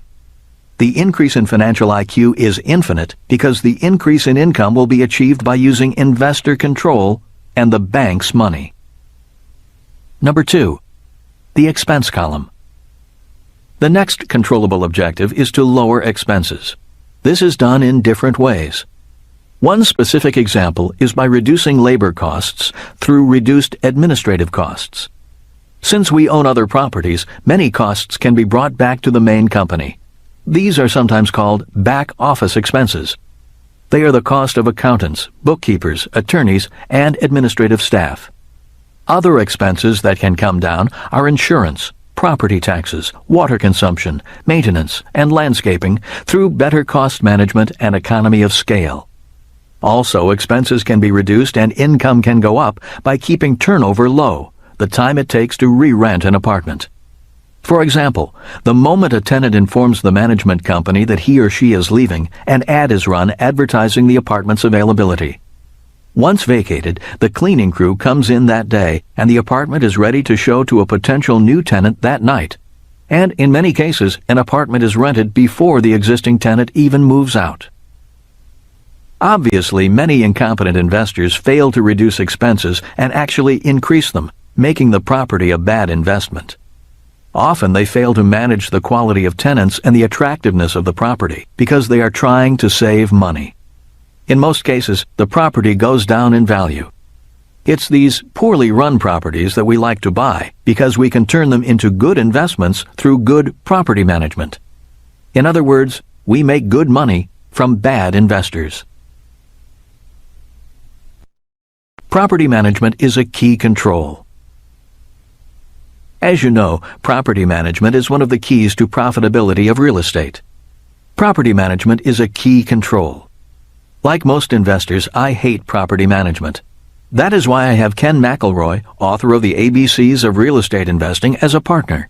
His company is absolutely the best. If you would like more information on property management or how to increase the value of real estate through property management, the Rich Dad Company offers several books and audio products created by my friend and investment partner Ken, whose company is a leading property management company in the southwestern United States.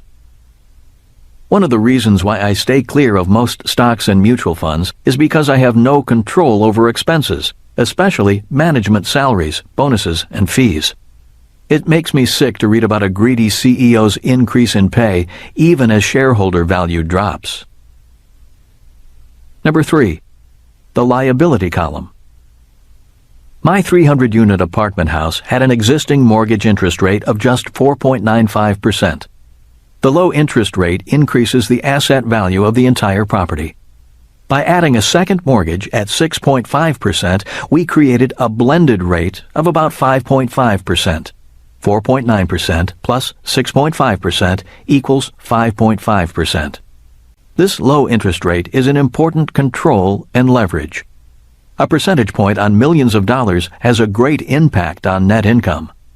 For example, a 1% savings on a $10 million mortgage is $100,000 in extra income annually. Number 4, the asset column. By increasing rents, reducing expenses, and reducing debt, or interest on debt, the asset value of the property increases. Before going on into higher forms of leverage and control, I believe it is important to recap and review the points covered so far before getting more complex. These are the 7 points. Point number 1. There are many types of leverage. The financial leverage most people are familiar with is the leverage of debt, that is OPM, or other people's money. All 5 financial intelligences, which are increasing income, protection from predators, budgeting, leverage, and information, are forms of leverage. Leverage is anything that makes your job a little easier. It's easier to move a heavy object with a forklift, and it's easier to make a sophisticated investment decision with a higher financial IQ. Point number 2. Most investors invest in paper assets they have very little control over. Examples of paper assets are savings, stocks, bonds, and mutual funds and index funds. Because these assets allow little to no control, these investors have very little leverage and low returns on investment and reflect a low financial IQ. An example of low financial IQ is a 5% return on savings, paying taxes on that return, and then having inflation almost wipe out its value. Point number 3. An increase in returns does not mean an increase in risk. When financial advisors say that an increase in returns means an increase in risk, they are right when speaking about paper assets. They are wrong when speaking for all assets. Assets, such as a business or real estate, require more financial intelligence, allow for more financial control, and permit a higher degree of leverage with very low risk. The key to low risk is higher financial intelligence. This is why I recommend that people start small and stay small as they allow their financial intelligence to increase. With an increase in financial intelligence, their returns on their investments increase. Point number 4. Most financial advisors are not investors. Financial advisors are simply salespeople.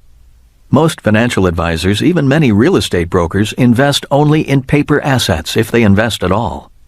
Most have very little leverage professionally and financially. In many cases, their professional and financial leverage ratios are 1-to-1. A 1-to-1 professional ratio means they get paid for their work and only their work. A day's pay for a day's work. As a business owner, I have thousands of people working to assist me. As an investor, like in the example of the Tulsa apartment house, I have 300 tenants helping me pay for my investment, the bank lending me $4 for every one of my dollars, and the tax department giving me tax breaks on my income. These are examples of different types of leverage. Point number 5.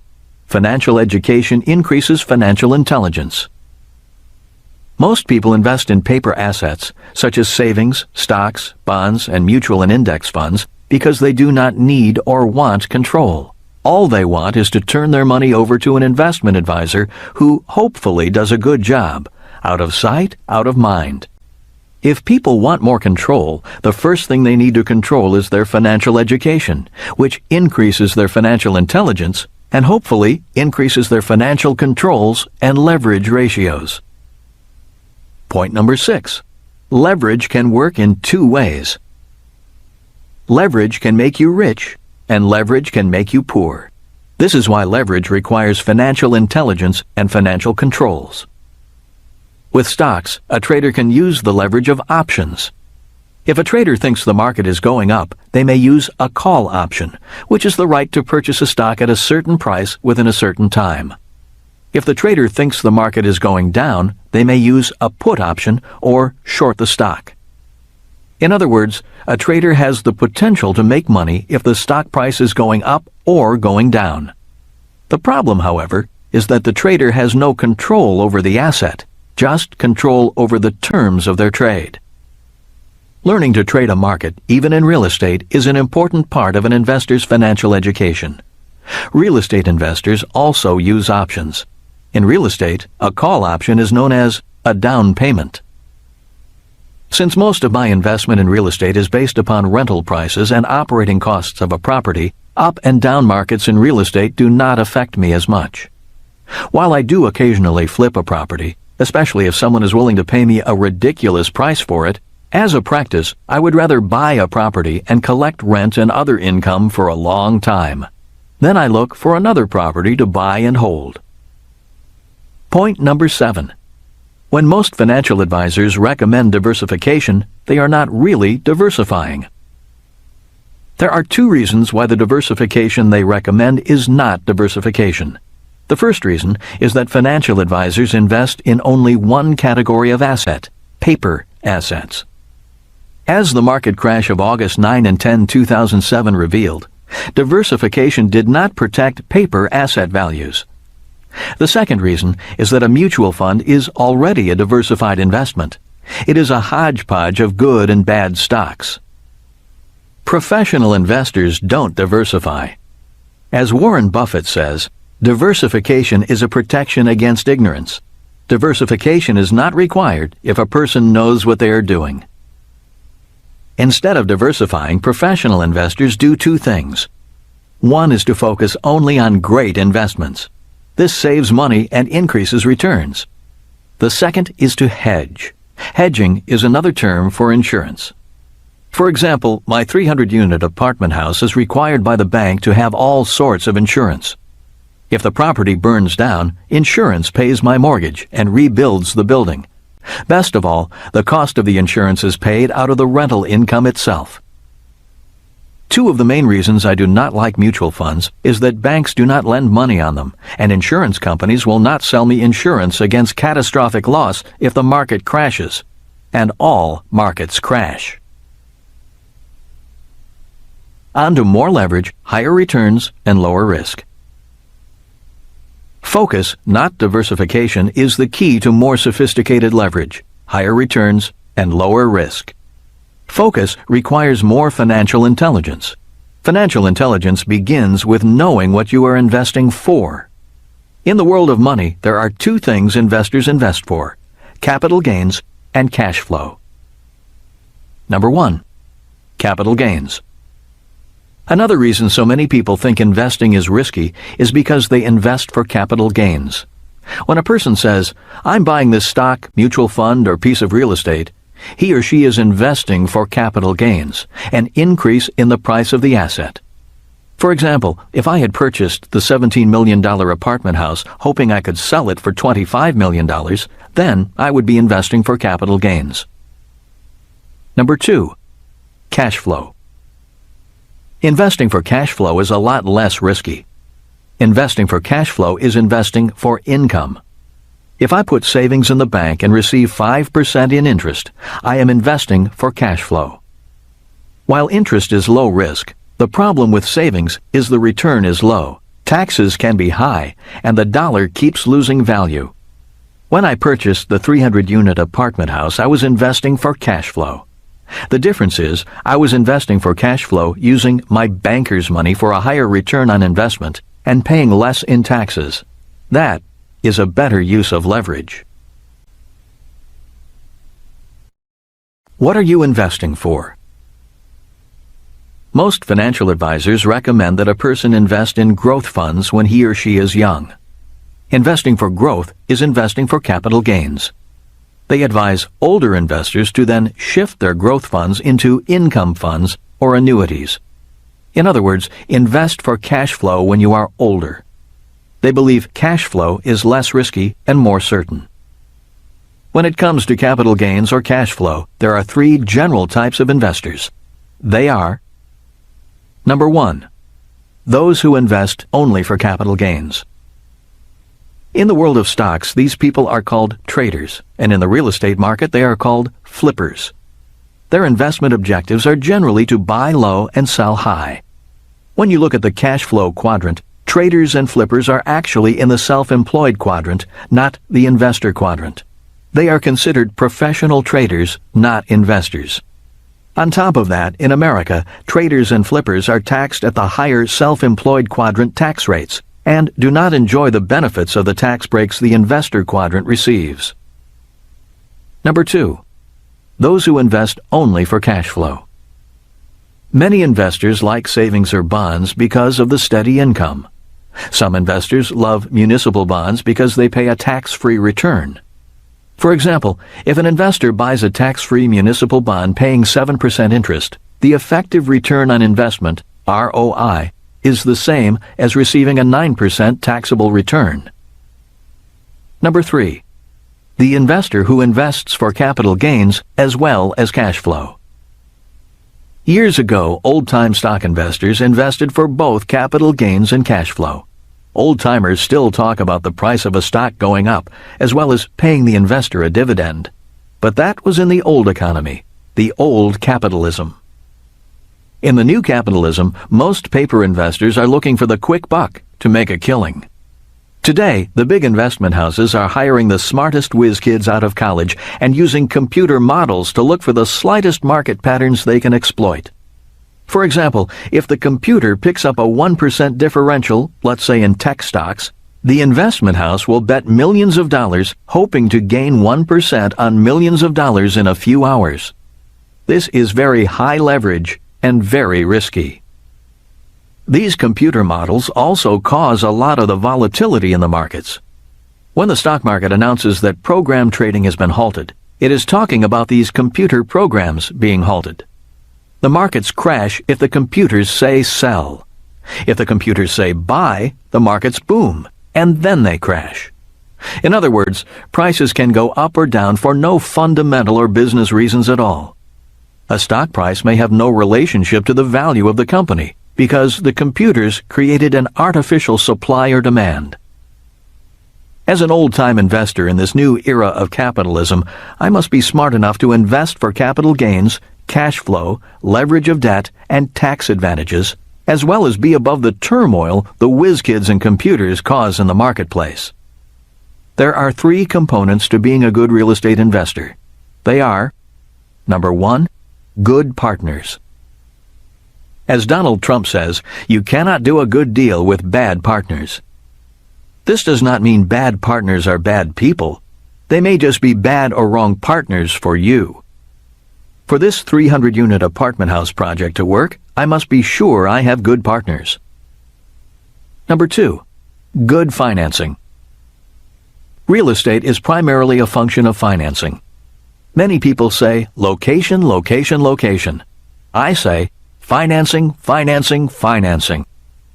If you can secure good financing, the deal works. If you have bad financing, the deal will not. To illustrate my point, let's say the seller says, I want $35 million for my $17 million apartment complex. If the seller lets me finance the $35 million purchase price at $1 a month for 30 years with a balloon payment of $35 million at the end of the term, I would take the deal and give the seller the asking price. At $1 a month for 30 years, I can afford to pay $35 million for a $17 million property. As they say in the world of finance, I'll give you your price if you will give me my terms. Number 3, good management. One of the reasons for my confidence in the $17 million 300-unit property is that I have good partners. Ken owns a property management company, and his partner Ross owns a real estate development company. In the following paragraphs, I will further explain how property management and development are essential to increasing rents, lowering expenses, and increasing asset value.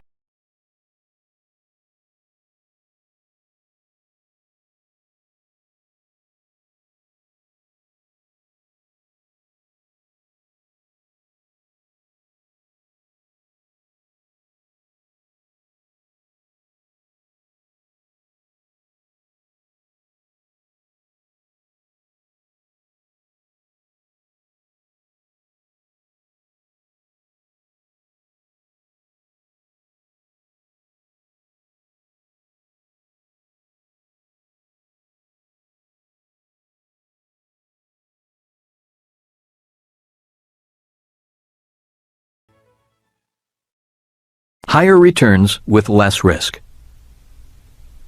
I'm going to further explain my confidence in the investment thanks to my partners and having control over the 300-unit apartment project, why I am willing to use a lot of leverage, why I believe the risk is low, how I make more money, and how I pay less in taxes.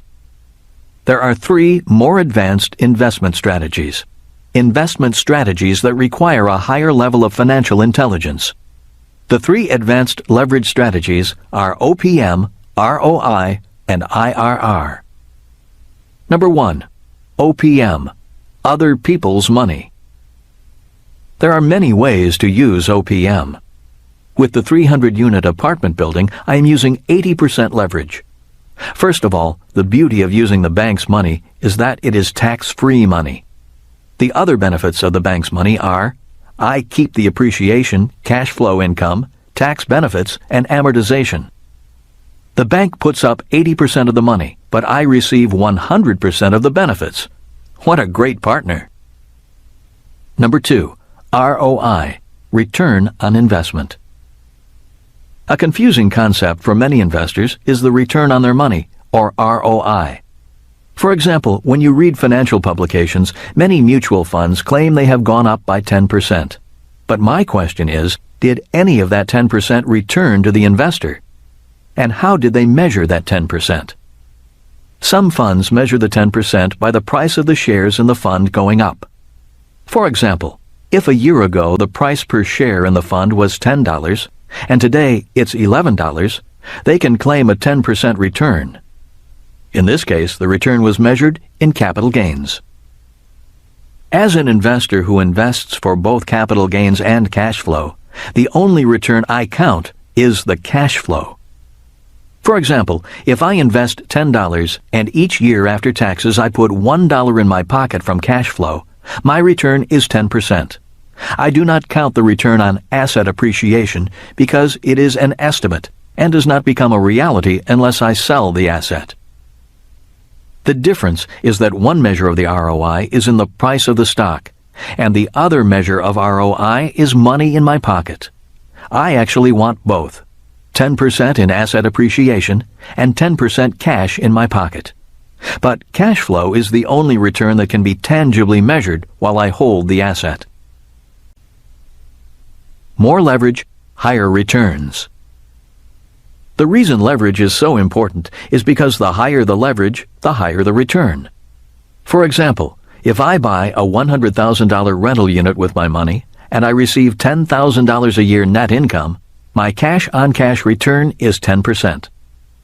If I borrow $50,000 and am still able to receive a $10,000 return, my cash-on-cash return is 20%. If I finance the entire $100,000 and still receive a $10,000 return, my return is infinite. Infinite returns mean money for nothing. $10,000 flows into my pocket and nothing comes out. The renters cover my expense, and I receive the income. Money for nothing. In my next example, again using the 300-unit apartment house, I will explain how I receive an infinite return by using leverage. The way this will be done is by raising rents and adding washers and dryers to each of the 300 units.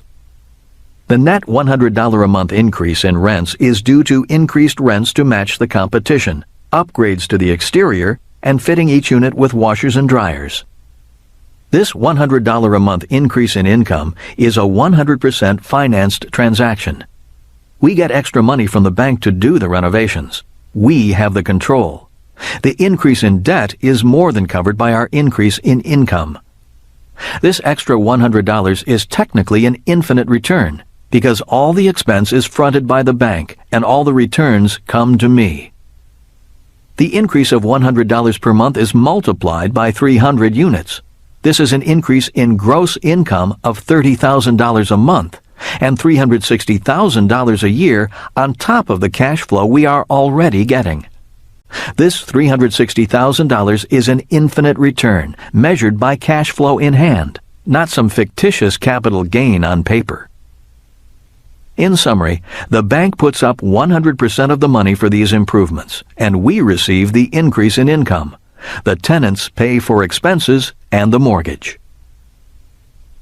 Number 3, IRR, or internal rate of return. One of the more complex, sophisticated, and often confusing measures of ROI is the internal rate of return. If investors really know what they are doing, they can increase their ROI by understanding IRR. In overly simplified terms, internal rate of return, IRR, measures the other returns and other leverage that a well-controlled investment can provide. The first example of IRR is passive income.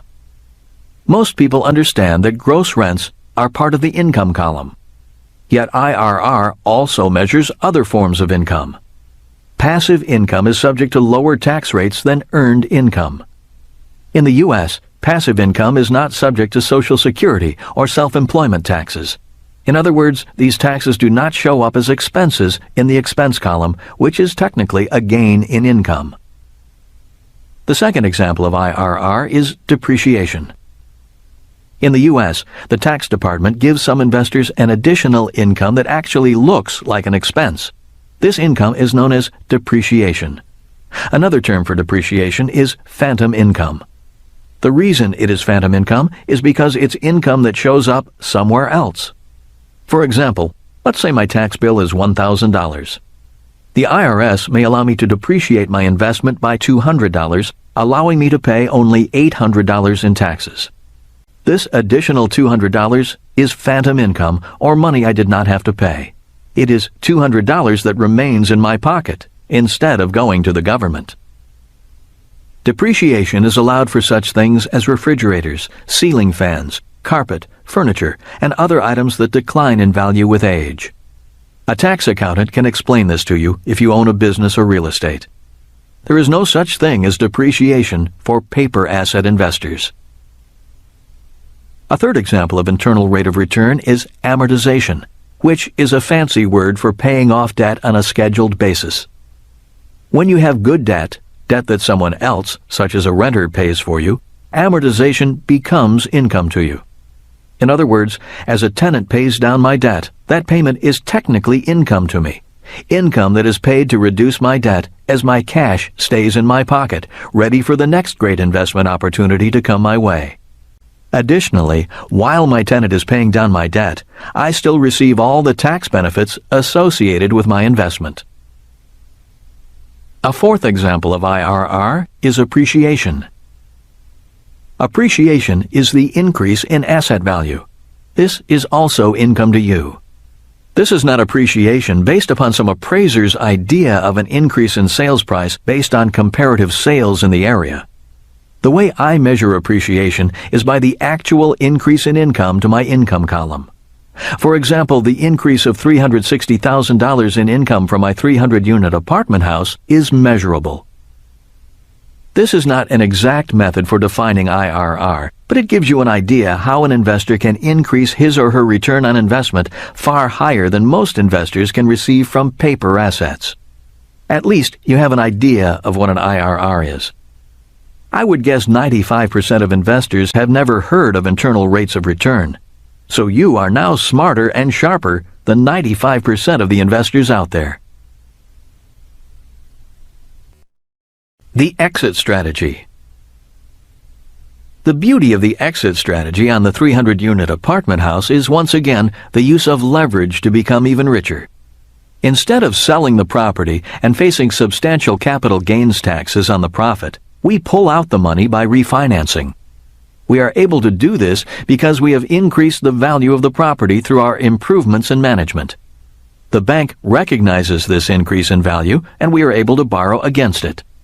By leveraging the property's value, we pull money out of the property tax-free, and the improved operations more than cover the higher mortgage payment through higher income. By borrowing rather than selling, we get our down payment back tax-free, and we get to keep the asset. At this point, the property's income is an infinite return because we have no money invested in the deal, yet we receive the income. This is the ultimate leverage. Let's say after 5 years we are able to refinance the property and pull out $4 million tax-free. The $4 million refinanced dollars go to the investors and pay back all initial equity and then some. Even better, we still maintain control over the 300 units, and the increased mortgage payment of $280,000 is paid for by the $360,000 increase in income. The $360,000 increase in rental income minus $280,000 in increased interest expense leaves a net $80,000 in passive income. This $80,000 is an infinite return because the investors have received back their initial investment yet still receive cash flow. It is free money. The investors get $4 million back and move on to purchase another apartment house. This is an example of using control and leverage. This is an example of getting rich according to the rules of the new capitalism. Capitalism based on the use of debt to become richer. Rather than working hard to get out of debt, as those who follow the rules of old capitalism do, we work hard to find ways to get into more good debt and use more leverage. Starting with nothing. To some of you, a $17 million 300-unit apartment building sounds like a big investment. 10 years ago, buying a 300-unit apartment seemed big to Kim and me. 10 years from now, I am certain it will seem like a small investment. Kim, Ken, and I are already planning much bigger projects to take on. Donald Trump and I are looking at a massive project not far from my home, a project we will break ground on in 10 years. I mention the size and dollar amounts of projects to make 3 points. Number 1. Being born poor and financially uneducated does not mean you cannot become rich. Very few people are born rich enough to buy a $17 million apartment complex, and no one is born smart enough to acquire, finance, and manage a 300-unit apartment complex by themselves. In other words, not having any money or financial education isn't an excuse not to get started. Number 2. Start small and take baby steps. In 1989, Kim's first investment was a $45,000 two-bedroom, one-bath home in Portland, Oregon. She put $5,000 down and made $25 a month. She was extremely nervous when she took her first step. Today, a $17 million apartment house is boring to her. She is ready for bigger projects. Number 3. Dream big. Most of us know that a child must be allowed to dream. The same is true for adults. As a couple, Kim and I have big dreams. Our dreams keep our marriage rich, young, and fun. Bigger investment projects keep us learning together, operating as a team, and growing together rather than growing apart. Instead of living below our means, we dream big, learn, and invest carefully in order to go beyond our means. It's not just about money, it's about life.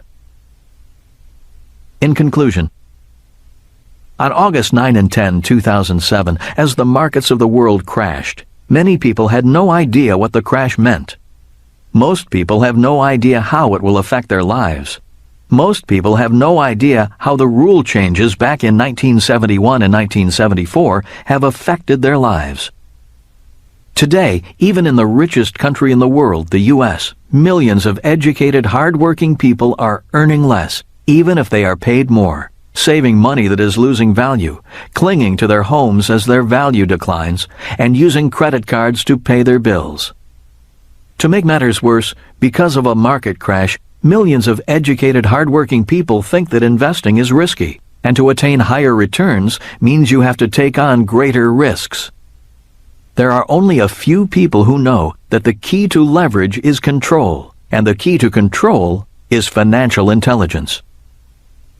The good news is that the higher your financial intelligence, the more money you make without needing money. In this new capitalism, it is truly possible to make money for nothing.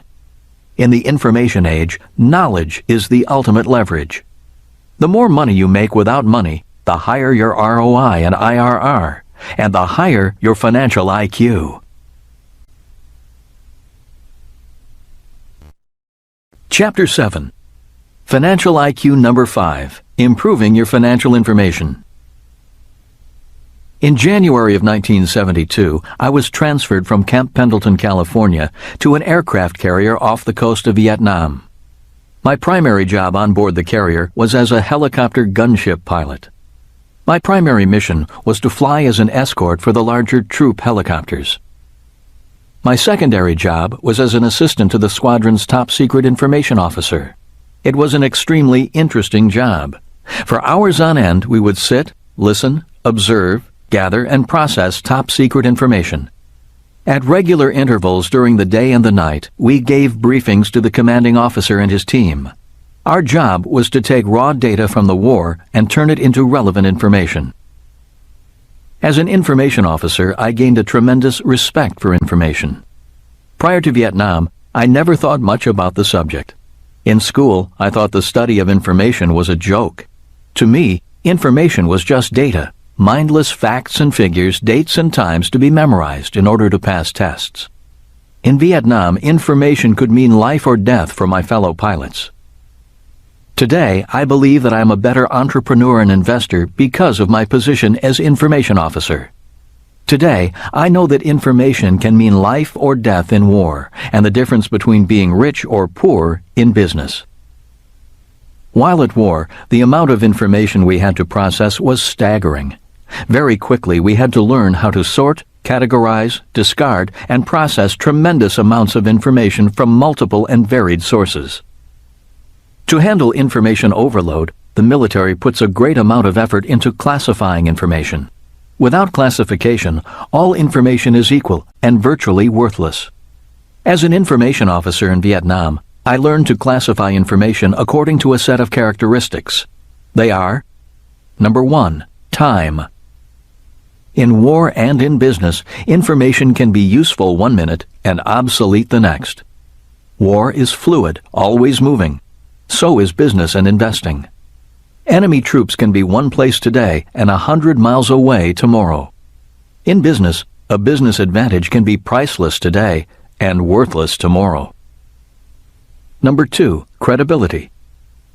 We had to know who the information came from. Were our sources credible and reliable? Unfortunately, in the world of money, most people get their financial information from people they work with or salespeople. They may be good, honest people, but they are not credible or reliable sources of financial information. Number 3, classification. In the military, I learned to sort information into categories. For example, top-secret information was only available to those with top-secret clearances. In the world of business and investing, top-secret or classified information is known as insider information. When the average investor hears the term, he or she thinks of illegal information, and sometimes it is.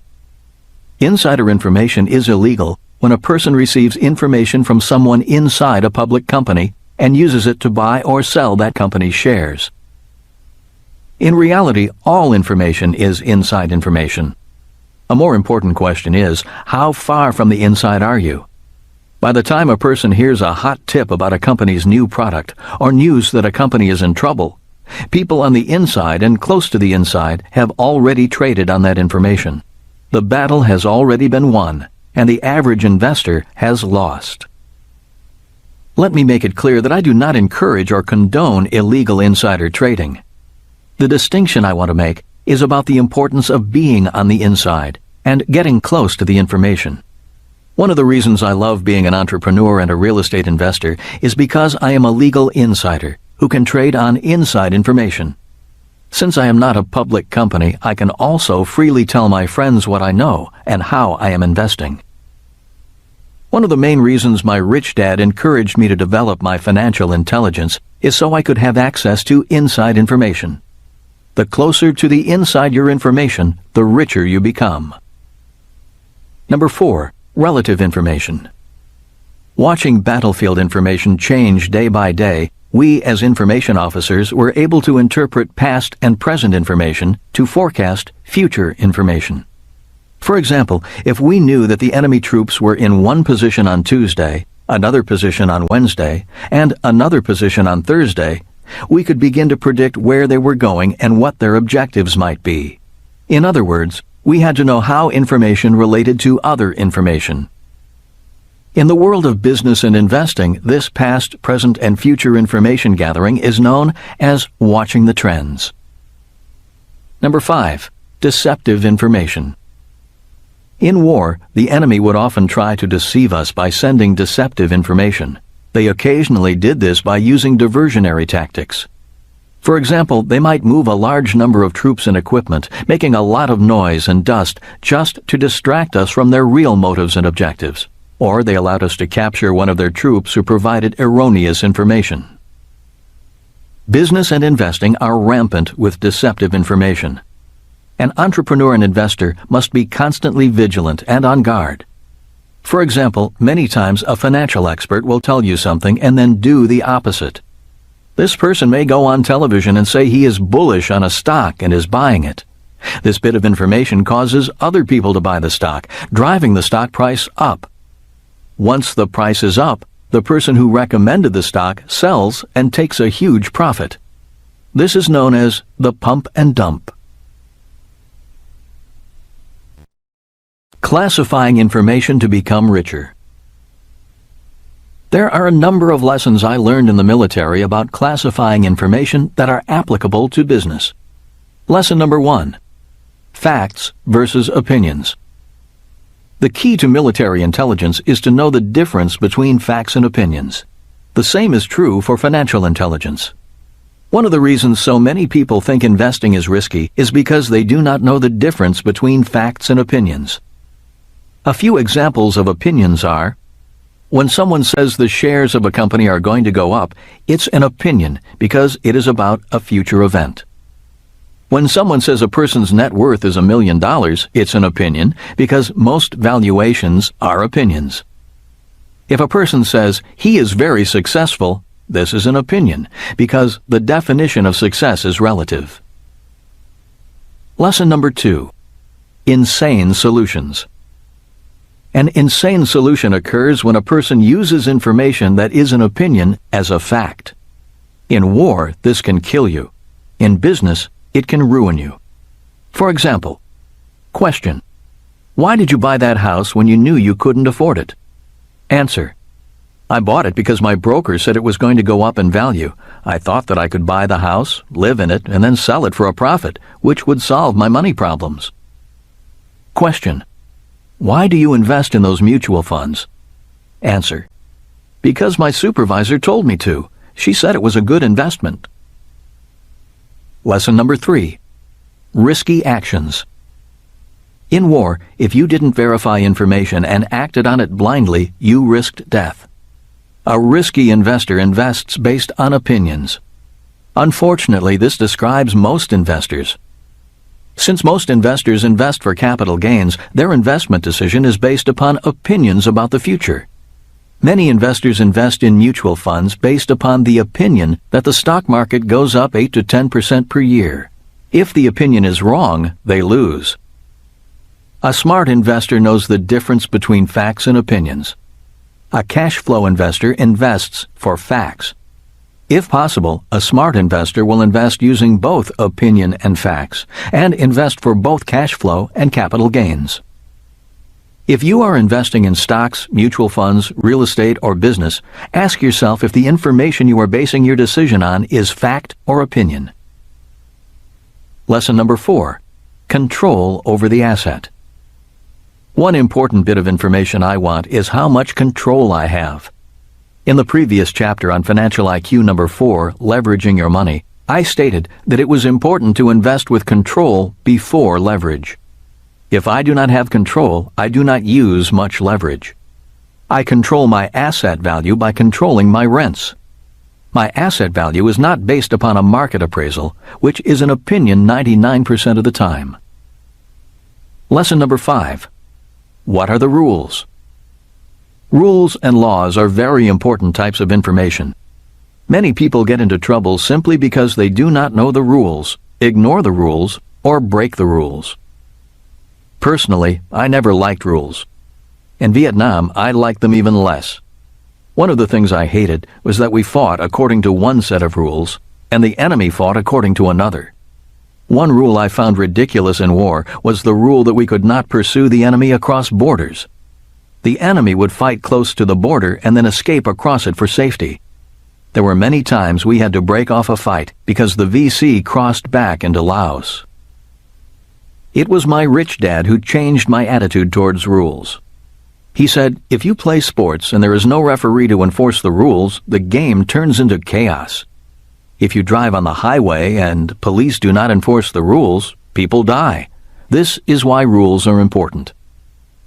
Rules can make a person very rich or very poor. This is why information on rules is so important. For people who want to be rich, having good accountants and lawyers is important. Today, there are so many laws, rules, and regulations that it is impossible for any one person to know or understand them all. While hiring an attorney or accountant may seem expensive, the pain and money they can save and make for you can be much greater than the fees you pay them. Remember two things.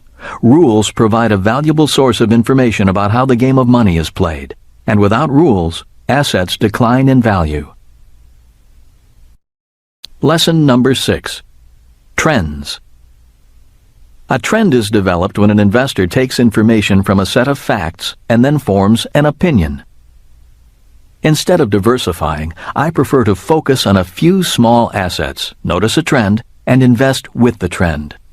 Since I know a trend can reverse and change direction, I do not blindly invest for the long term. Some of the trends I am investing in today are trends in oil. As you know, the more China, India, and Eastern Europe become westernized, the more the demand for oil goes up. Even with the rush to find alternative sources of power, oil will continue to be a primary source of power for years to come. As much as I do not like the environmental damage oil causes, the harsh reality is we all use it, even the most devoted environmentalists. I believe the long-term trend for the price of oil is up, possibly as high as $200 a barrel in the near future. This high price will have serious repercussions upon the world economy, which will later lead to other trends worth following as alternative energy technology, such as solar power, makes advances. Trends in silver.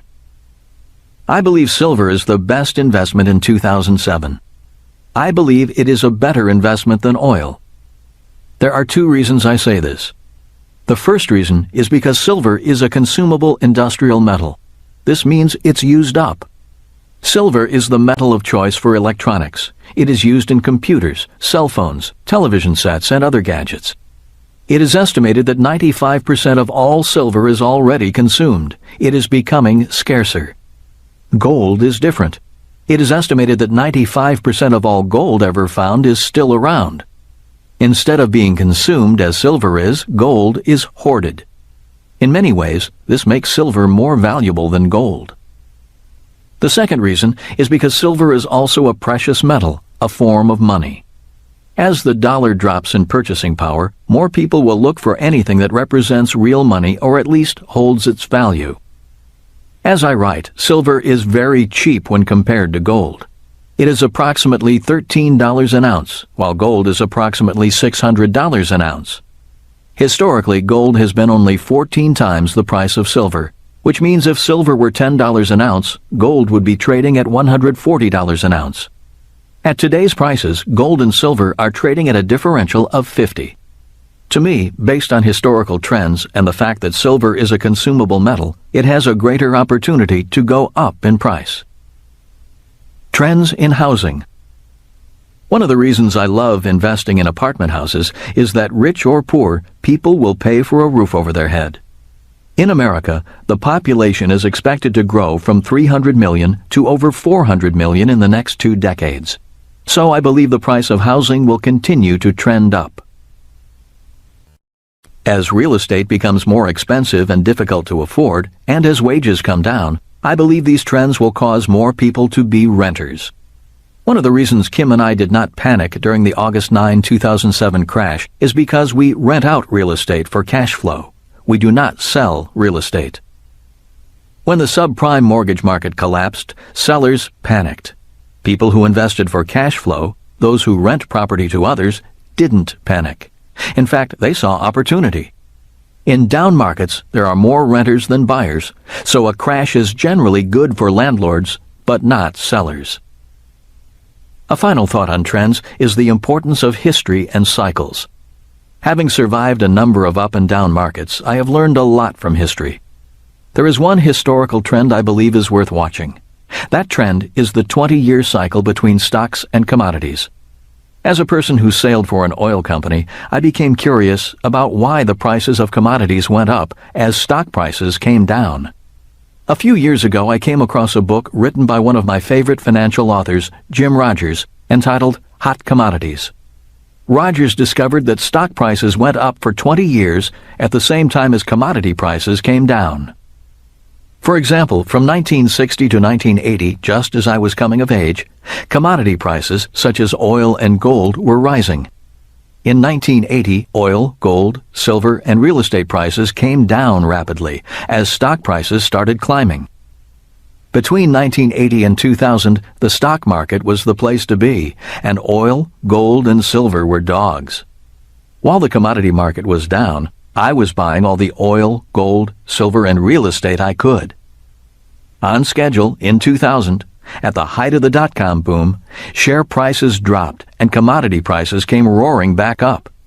If history repeats, this means that commodities will come down in 2020, and stocks will be the market to be in again. In conclusion, ultimately, it is not the asset that makes you rich. Information makes you rich, or poor. In real estate, most investors lose money because of inadequate information and intelligence. That is why when someone asks me, "Is real estate a good investment?" my reply is, "I don't know. Are you a good investor?" Chapter 8. The Integrity of Money. Integrity is an interesting word. I have heard it used in many different ways and in different contexts. Many times I have heard someone say, "He has no integrity." Someone else might say, "That house has integrity of design." Before discussing the integrity of money, I think it best I give my definition of integrity. Webster's offers 3 definitions for integrity. They are: Number 1, soundness, an unimpaired condition. Number 2, incorruptibility, firm adherence to a code of especially moral or artistic values. Number 3, completeness, the quality or state of being complete or undivided. All 3 definitions are required to discuss money and integrity. To better illustrate, I use the example of the integrity of an automobile. An automobile is made up of systems, the brake system, fuel system, electrical system, and so on. If the systems are not operating in integrity, the car will not be sound. The car is not whole. A similar example can be made with the human body. Some of the systems of the body are the respiratory system, nervous system, digestive system, and so on. If the integrity of the human body's system is not sound, corrupted with clogged arteries, for instance, health declines and disease or death soon follows. Just as health can break down from a lack of integrity, so can wealth be compromised by a lack of integrity. Symptoms of a lack of financial integrity are crippling taxes, high expenses, excessive debt, bankruptcy, foreclosure, sadness, and despair. Earlier, I listed 5 different financial intelligences. Once again, they are: Financial IQ number 1, making more money. Financial IQ number 2, protecting your money. Financial IQ number 3, budgeting your money. Financial IQ number 4, leveraging your money. Financial IQ number 5, improving your financial information. The integrity of all 5 intelligences is required if a person wants to grow rich, stay rich, and pass his or her wealth on for generations. Missing one or more of the financial intelligences is like someone who doesn't know how to drive attempting to drive a car that has brakes without pads and water in the gas lines. When a person is struggling financially, one or more of these financial intelligences is out of whack. Financial integrity is not sound, and the person is not complete. A reflection of financial integrity. As my rich dad said, "My banker has never asked me for my report card." The reason bankers don't ask for an academic report card is because they are looking for financial intelligence, not academic intelligence. This is why they ask for a financial statement. A financial statement is a reflection of your financial integrity. It is the equivalent of your financial report card. Bankers are looking for answers that relate to the 5 financial intelligences. Obviously, they want to know how smart people are at making money, protecting their money, budgeting their money, leveraging their money, and how informed they are. A financial statement will give the bank the information it is looking for. Intrinsic value. Warren Buffett does not diversify. Instead, he looks for a company with intrinsic value, a company with financial integrity. He wants to know if the business has the 5 financial intelligences. In overly simplified terms, Buffett wants the answers to the following questions. Number 1. Can the business make more money? Number 2. Does the business have a protected niche? Number 3. Does the business budget its money and resources well? Number 4. Can the business be leveraged and expanded? Number 5. Is it run by a team of smart, well-informed people? In even simpler terms, intrinsic value means, number 1, niche. This means the business has a core competence, something that will make money in good times and bad. Coca-Cola fits this requirement. People will always drink sugared water regardless if plain water is better for them. A big advantage Coca-Cola has is its trademark, which is protected by law. You may recall that financial intelligence number 2 is protection. In this case, Warren likes this product because it's a product that is a legally protected brand, not just a commodity. A well-recognized brand, protected and defended from pirates, increases Coca-Cola's intrinsic value. The brand Rich Dad is a trademark, protected by law in every country we do business in. Being a brand gives my business greater intrinsic value. Many authors write books but fail to build a brand. As you know, Harry Potter is a mega brand. So is Donald Trump. If you are not a brand, you are a commodity. Brands have more intrinsic value, and to maintain this value, a brand must be true to its message and customers. A few years ago, a large mutual fund company approached me and asked if I would endorse its fund. Although the fee it would have paid me was very high, I turned the offer down. In my mind, endorsing a mutual fund would not be true to the Rich Dad brand. To me, it would have shown a lack of integrity, which would diminish the brand's intrinsic value. Number 2, leverage. This point separates the small business owners from the big business owners.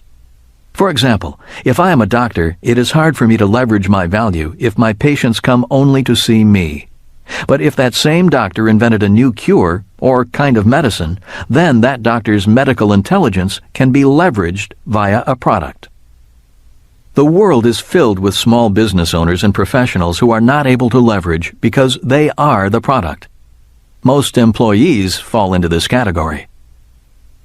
Number 3, expandability. Once a product or business can be leveraged, the next question Warren wants to know is, how far can the leverage be expanded? Warren loves Coca-Cola because its leverage is expandable throughout the world. Warren says, every time someone in the world drinks a Coke, I make a little money. When I wrote Rich Dad, Poor Dad, the book was my leverage. Instead of my teaching in person, my book and my games could now do the teaching. The next task was to expand the product into different countries by printing the books and games in different languages. This was done by licensing the rights to produce Rich Dad products to businesses in different parts of the world.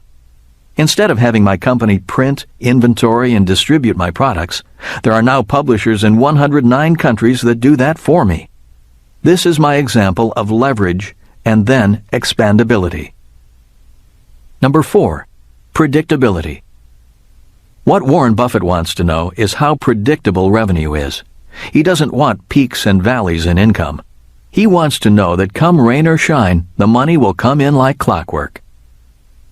One of the reasons I love my apartment houses is that rain or shine, the money comes in. I'm not worried about the price of real estate going up or coming down. I want my money coming in 24/7 from all over the world and from my apartment houses. This is why Warren Buffett does not diversify. Instead, he focuses on a business's intrinsic value. Recognizing intrinsic value requires the 5 financial intelligences. When a business has intrinsic value, the business has integrity. When a business has integrity, it has a better chance to grow and remain profitable, regardless of changing economic conditions. Before investing in a company, a professional investor looks at the business's financial statement. The professional investor is looking for business integrity. The same is true when a real estate investor buys an apartment house. Knowing about the internal rate of return, IRR, is intrinsic value applied to real estate. The problem for most people, due to lack of financial education in school and not being able to read a financial statement, is that they don't know if the company or real estate they are investing in has financial integrity and intrinsic value. Chapter 9. Developing Your Financial Genius. I didn't know I wasn't smart until I went to school. From kindergarten all the way through college, school was a struggle.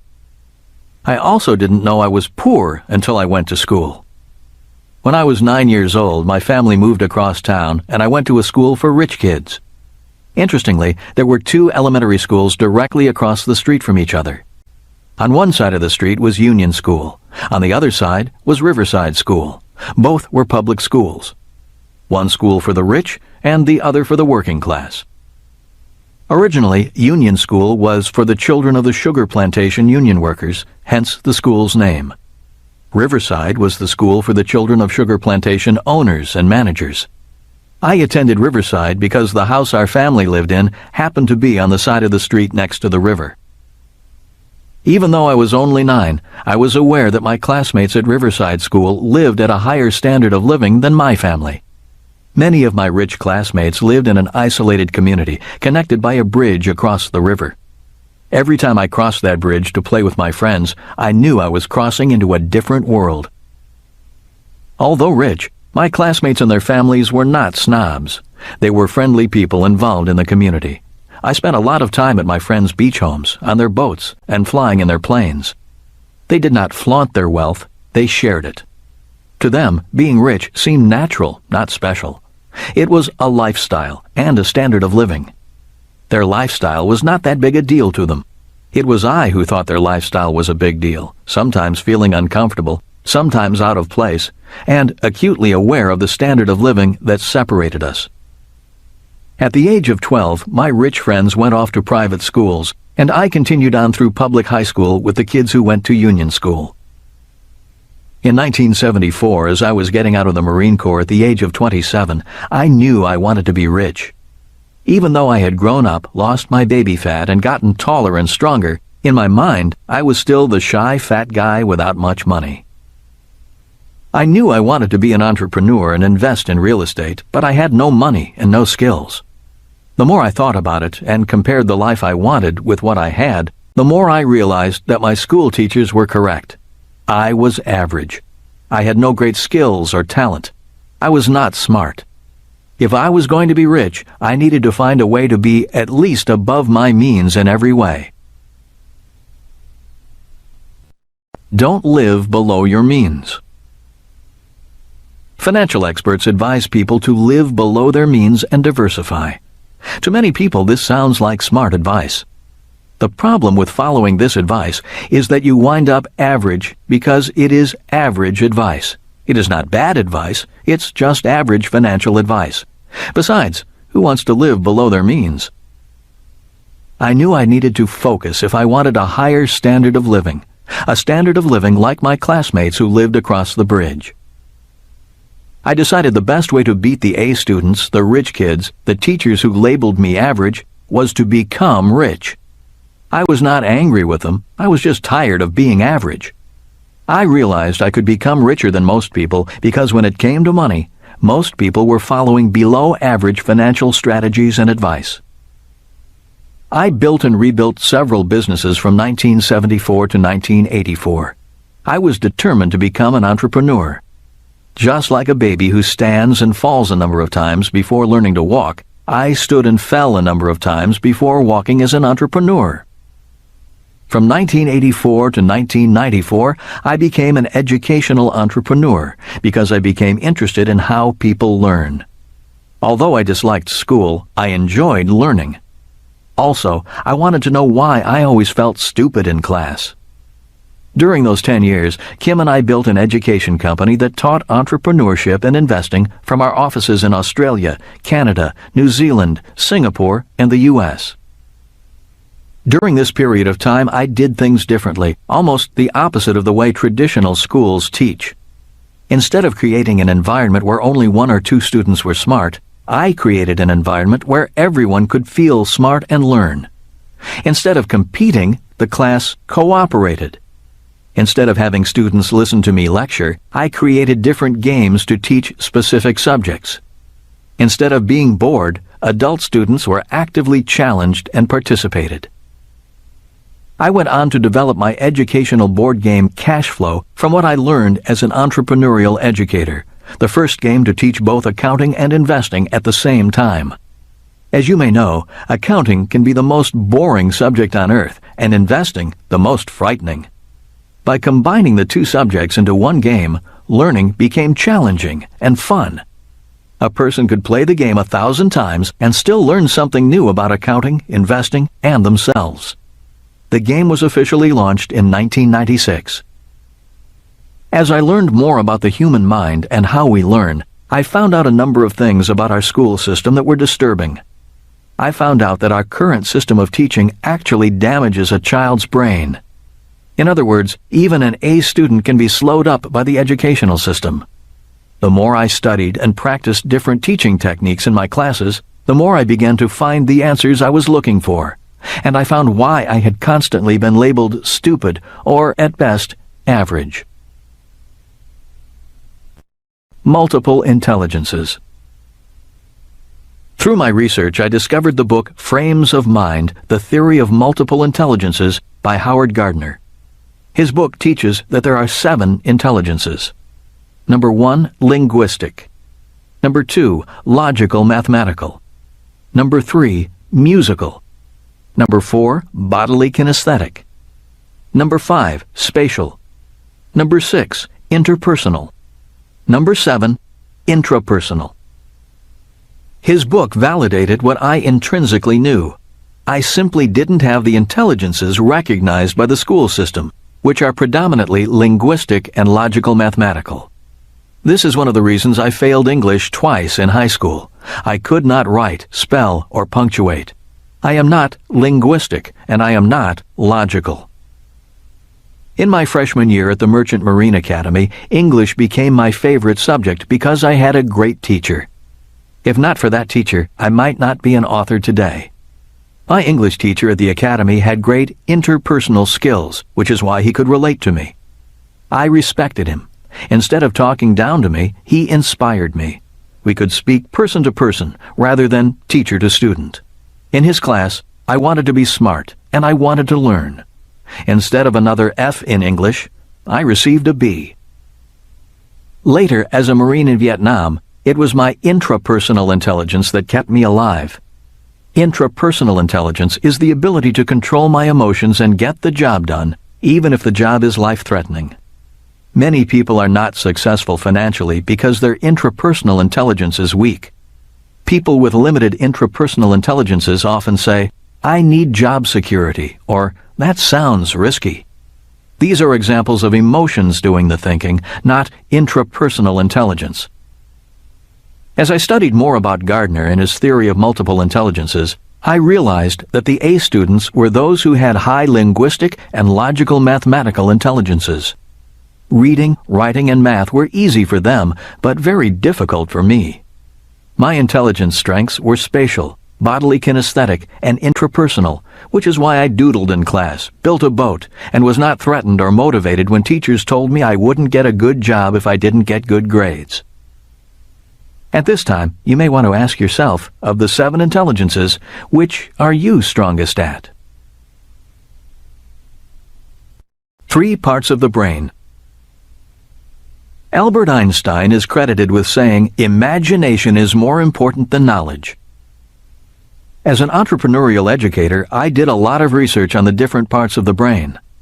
Boiling it all down to overly simplified terms, we have 3 basic parts to our brain: the left brain, the right brain, and the subconscious brain. The left brain is generally used for reading, writing, speaking, and logic. Kids who do well in school have well-developed left brains. From Gardner's work on multiple intelligences, the left brain would be most associated with linguistic, logical, mathematical, and interpersonal intelligences. Writer, scientist, lawyer, accountant, and school teacher are professions for such people. The right brain is the part of the brain often associated with pictures, art, music, and other more nonlinear relationships, with creativity and imagination. From Gardner's work, musical and spatial intelligences would be most associated with the right brain. Designer, architect, and musician are professions for people with these dominant intelligences. The subconscious brain is the most powerful of the three brains because it includes the old brain, often called the primitive brain. It's the primitive brain that is most like an animal's brain. It does not think, but rather reacts, fights, flees, or freezes. From Gardner's work, the intrapersonal intelligence would most relate to the subconscious mind. In my opinion, it is a person's intrapersonal intelligence that ultimately determines if they are a success or failure in life, love, health, and money. This is because the subconscious mind is the most powerful part of the brain, especially in pressure situations. The subconscious mind also affects our bodily actions via bodily kinesthetic intelligence. For example, in the game of golf, pressure may cause a golfer to choke and miss an easy putt. Subconsciously, a person may freeze and not take action out of fear of making a mistake, or stay at a job for security rather than the love of the work. People with high intrapersonal intelligence have the ability to control the subconscious brain's desire to fight, flee, or freeze. Instead of flee, they may decide the best thing to do is freeze. If frozen, they may choose to fight. The point is, they have the intelligence to choose the appropriate subconscious response. If angry, they can speak calmly. If afraid, they can confront their fear. People think differently when their subconscious is controlled by fear. If people are fearful, they may say, "I can't do that. What if I fail?" Or, "That's risky." Compare that to a person who is in a fight state subconsciously who might say, "I'll show them. I'll get that deal just to prove I can do it." Learning to choose your subconscious state of mind before thinking and making decisions is very important. When I was in Vietnam, I felt better, flew better, and was more confident when I subconsciously chose to fight. When I was in a fleeing or fearful state, my thoughts were fearful. So choose your subconscious state of mind before using your left and right brains. Professions requiring tremendous control under stress are best for people with strong intrapersonal intelligence. For example, police officers, emergency room nurses and doctors, firefighters, and soldiers require high intrapersonal intelligence. I would say entrepreneurs require a high level of this intelligence. Which brain controls your money? The reason I became curious about the brain and how it works is because I wondered why so many people say one thing and then do another. For example, I might ask a person, "Do you want to be rich?" Most people will say from their logical left brain, "Yes, I really want to be rich." The problem is not found in their logical left brain. The problem is the subconscious brain saying, "Not you, you'll never be rich." Or, "How can you be rich? You don't have any money." In most cases, it's the subconscious fear of failing that holds people back. For example, I have a friend who is an attorney, an A student from Harvard, who wants to change, but he can't. He is afraid of doing something new for fear of failing and not making enough money. He says to me, "I've been an attorney for so long, I don't know what else to do. Who else will pay me what I am earning?" He has a brilliant left brain, an underdeveloped right brain, and an out-of-control subconscious brain. Again, the subconscious brain is the most powerful of the three brains. The subconscious mind is so powerful that it controls our addictions. For example, most smokers want to quit. You can logically explain to their left brain all the harmful effects of smoking and show their right brain horrifying pictures of lung cancer. But if the subconscious mind wants to smoke, the person smokes. In many ways, the subconscious brain controls your life, regardless if you are an A or F student. For most people, when it comes to money, there is a battle of the brains going on inside of them. It is this conflict that causes many people to live below their means, when in reality, they want to improve their standard of living and to be rich. The problem with traditional education is that it focuses on only one part of the brain, the left brain. In other words, you could be a left brain genius and a subconscious moron. You can know what to do in your left brain, and in your subconscious brain be terrified of actually doing it. Worst of all, many people leave school fully able to read, write, and do math, but are terrified of failing and seek security instead of opportunity in the real world. They're taught to value knowledge over imagination and over the ability to integrate all three parts of the brain. After years of striving to be the best, these people are told by financial experts to diversify and live below their means. To a fearful subconscious brain, this advice sounds intelligent and logical. For years, these people then turned over a portion of their paycheck every month to their financial experts with the hopes that they know what they're doing. At the same time, the richest investor in the world, Warren Buffett, says, "Diversification is a protection against ignorance." And it is. A world ruled by left-brainers. The world is run by left-brained people. The problem with left-brained people is they think there is only one brain and only one intelligence. Many are not aware of the other parts of the brain and the possibility of other types of intelligences. When you ask a highly educated left-brained person for the definition of intelligence, he or she replies, "If you agree with me, you are intelligent. If you don't, you're an idiot." In the world of money, these left-brained people believe making money is a by-the-numbers formula, a mathematical equation. This is why when the market crashed, many funds crashed in unison. The funds are run by academic geniuses all following the same formula. Here's another quote from the August 24, 2007 Wall Street Journal article on quant funds.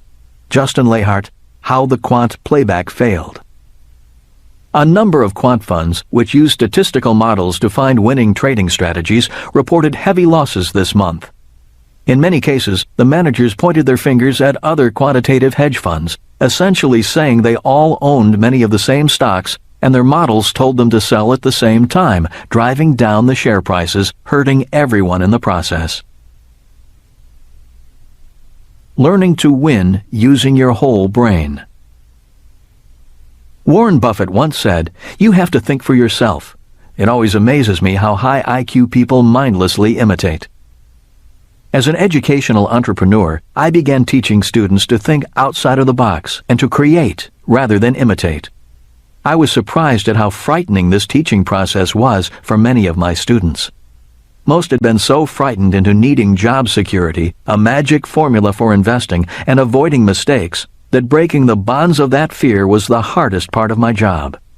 These were smart, successful, well-educated people who wanted to make changes. Neuroscientists have recently discovered that the brain has mirror neurons. Many of these scientists believe this discovery is more important than the discovery of DNA. A neuromirror, in overly simple terms, is the equivalent of birds of a feather flocked together. That is, our brains are programmed to imitate what we see others do. It explains why quant fund managers invest in the same stocks, why poor people stay poor even though they earn a lot of money, and why a child raised in England will speak a different dialect of English with a different accent than a child born in the U.S. or Australia. Mirror neurons of dialect and accent limit the scope of our world and who we associate with.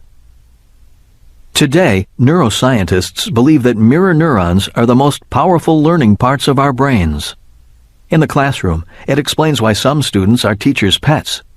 Since most classrooms are led by left-brained people, they tend to favor the kids with the same intelligences. In simple terms, mirror neurons mean our brains are like television transmitters and receivers. Even though we are not physically talking to one another, our brains are communicating at very deep levels. For example, when we walk into a room, most of us can immediately sense who likes us and who doesn't, even though nothing is said. This is the worst part. I learned that if I did not feel good about myself, people did not feel good about me. In many instances, another person is only sending back what I am broadcasting. In other words, if I think I am a loser, other people will think of me as a loser. The good news is that you and I can change their perception of us by changing our perception of ourselves. If I had not changed my perception of myself, I would never have met and married a beautiful woman like Kim. Someone like Donald Trump wouldn't be my friend, and I wouldn't be financially secure today. If I had not consciously changed my perception, I would probably still be a shy, fat, poor kid speaking pidgin English. Being raised in a family of school teachers, I realized their measure of success was the school a person attended and how many advanced degrees he or she had. In the world of big business, it was pretty much the same thing. In most major corporations, employers want the pedigree of prestige that comes with advanced degrees from recognized schools. Being around my rich dad, I realized his measure of success was how much money he made, the people he spent time with, the freedom to work or not work, and how many jobs he provided. I realized I had better decide whose measure of success I wanted to base my life on. Since I did not think I could win at my poor dad's game of school and big business, I decided I had a better chance of winning at my rich dad's game. That is when my real education began. I decided to follow in my rich dad's footsteps as an entrepreneur and real estate investor. The questions for you are, what is your measurement of success? Where do you have the best chance of winning? Is your brain being trained to win? Developing the 3 parts of the brain. For those of you who have played my cash flow game, you may recall that to win the game requires a lot of left brain financial knowledge and right brain creativity. Since it is only a game, being played with fake money, the fear of failing or losing money is greatly reduced, leaving the subconscious mind more or less neutral. Once a person understands the game, the subconscious brain shifts from fear to excitement and the joy of winning. Learning becomes fun and exciting. All 3 brains are being educated and developed. New possibilities are opening for an expanded whole brain. In 2005, Arizona State University did a study on the viability of my game for teaching accounting and investing to business school students. Their findings were extremely positive, concluding that students actually learned faster and retained knowledge longer than when they learned in other ways. One great success story occurred recently at a Boys and Girls Club in a very poor part of Phoenix. A team from my company set up a cash flow club. Once again, teaching financial intelligence via a game was powerful, profound, and life-changing. One particular participant was a student who was labeled learning disabled by the school system and placed in a class for slow learners. After playing the cash flow game a number of times with his friends, he slowly began to improve his reading and math skills. Today, he's in a regular class. This is the power of coordinating all 3 parts of the brain in a cooperative peer-to-peer learning environment. Finding your genius.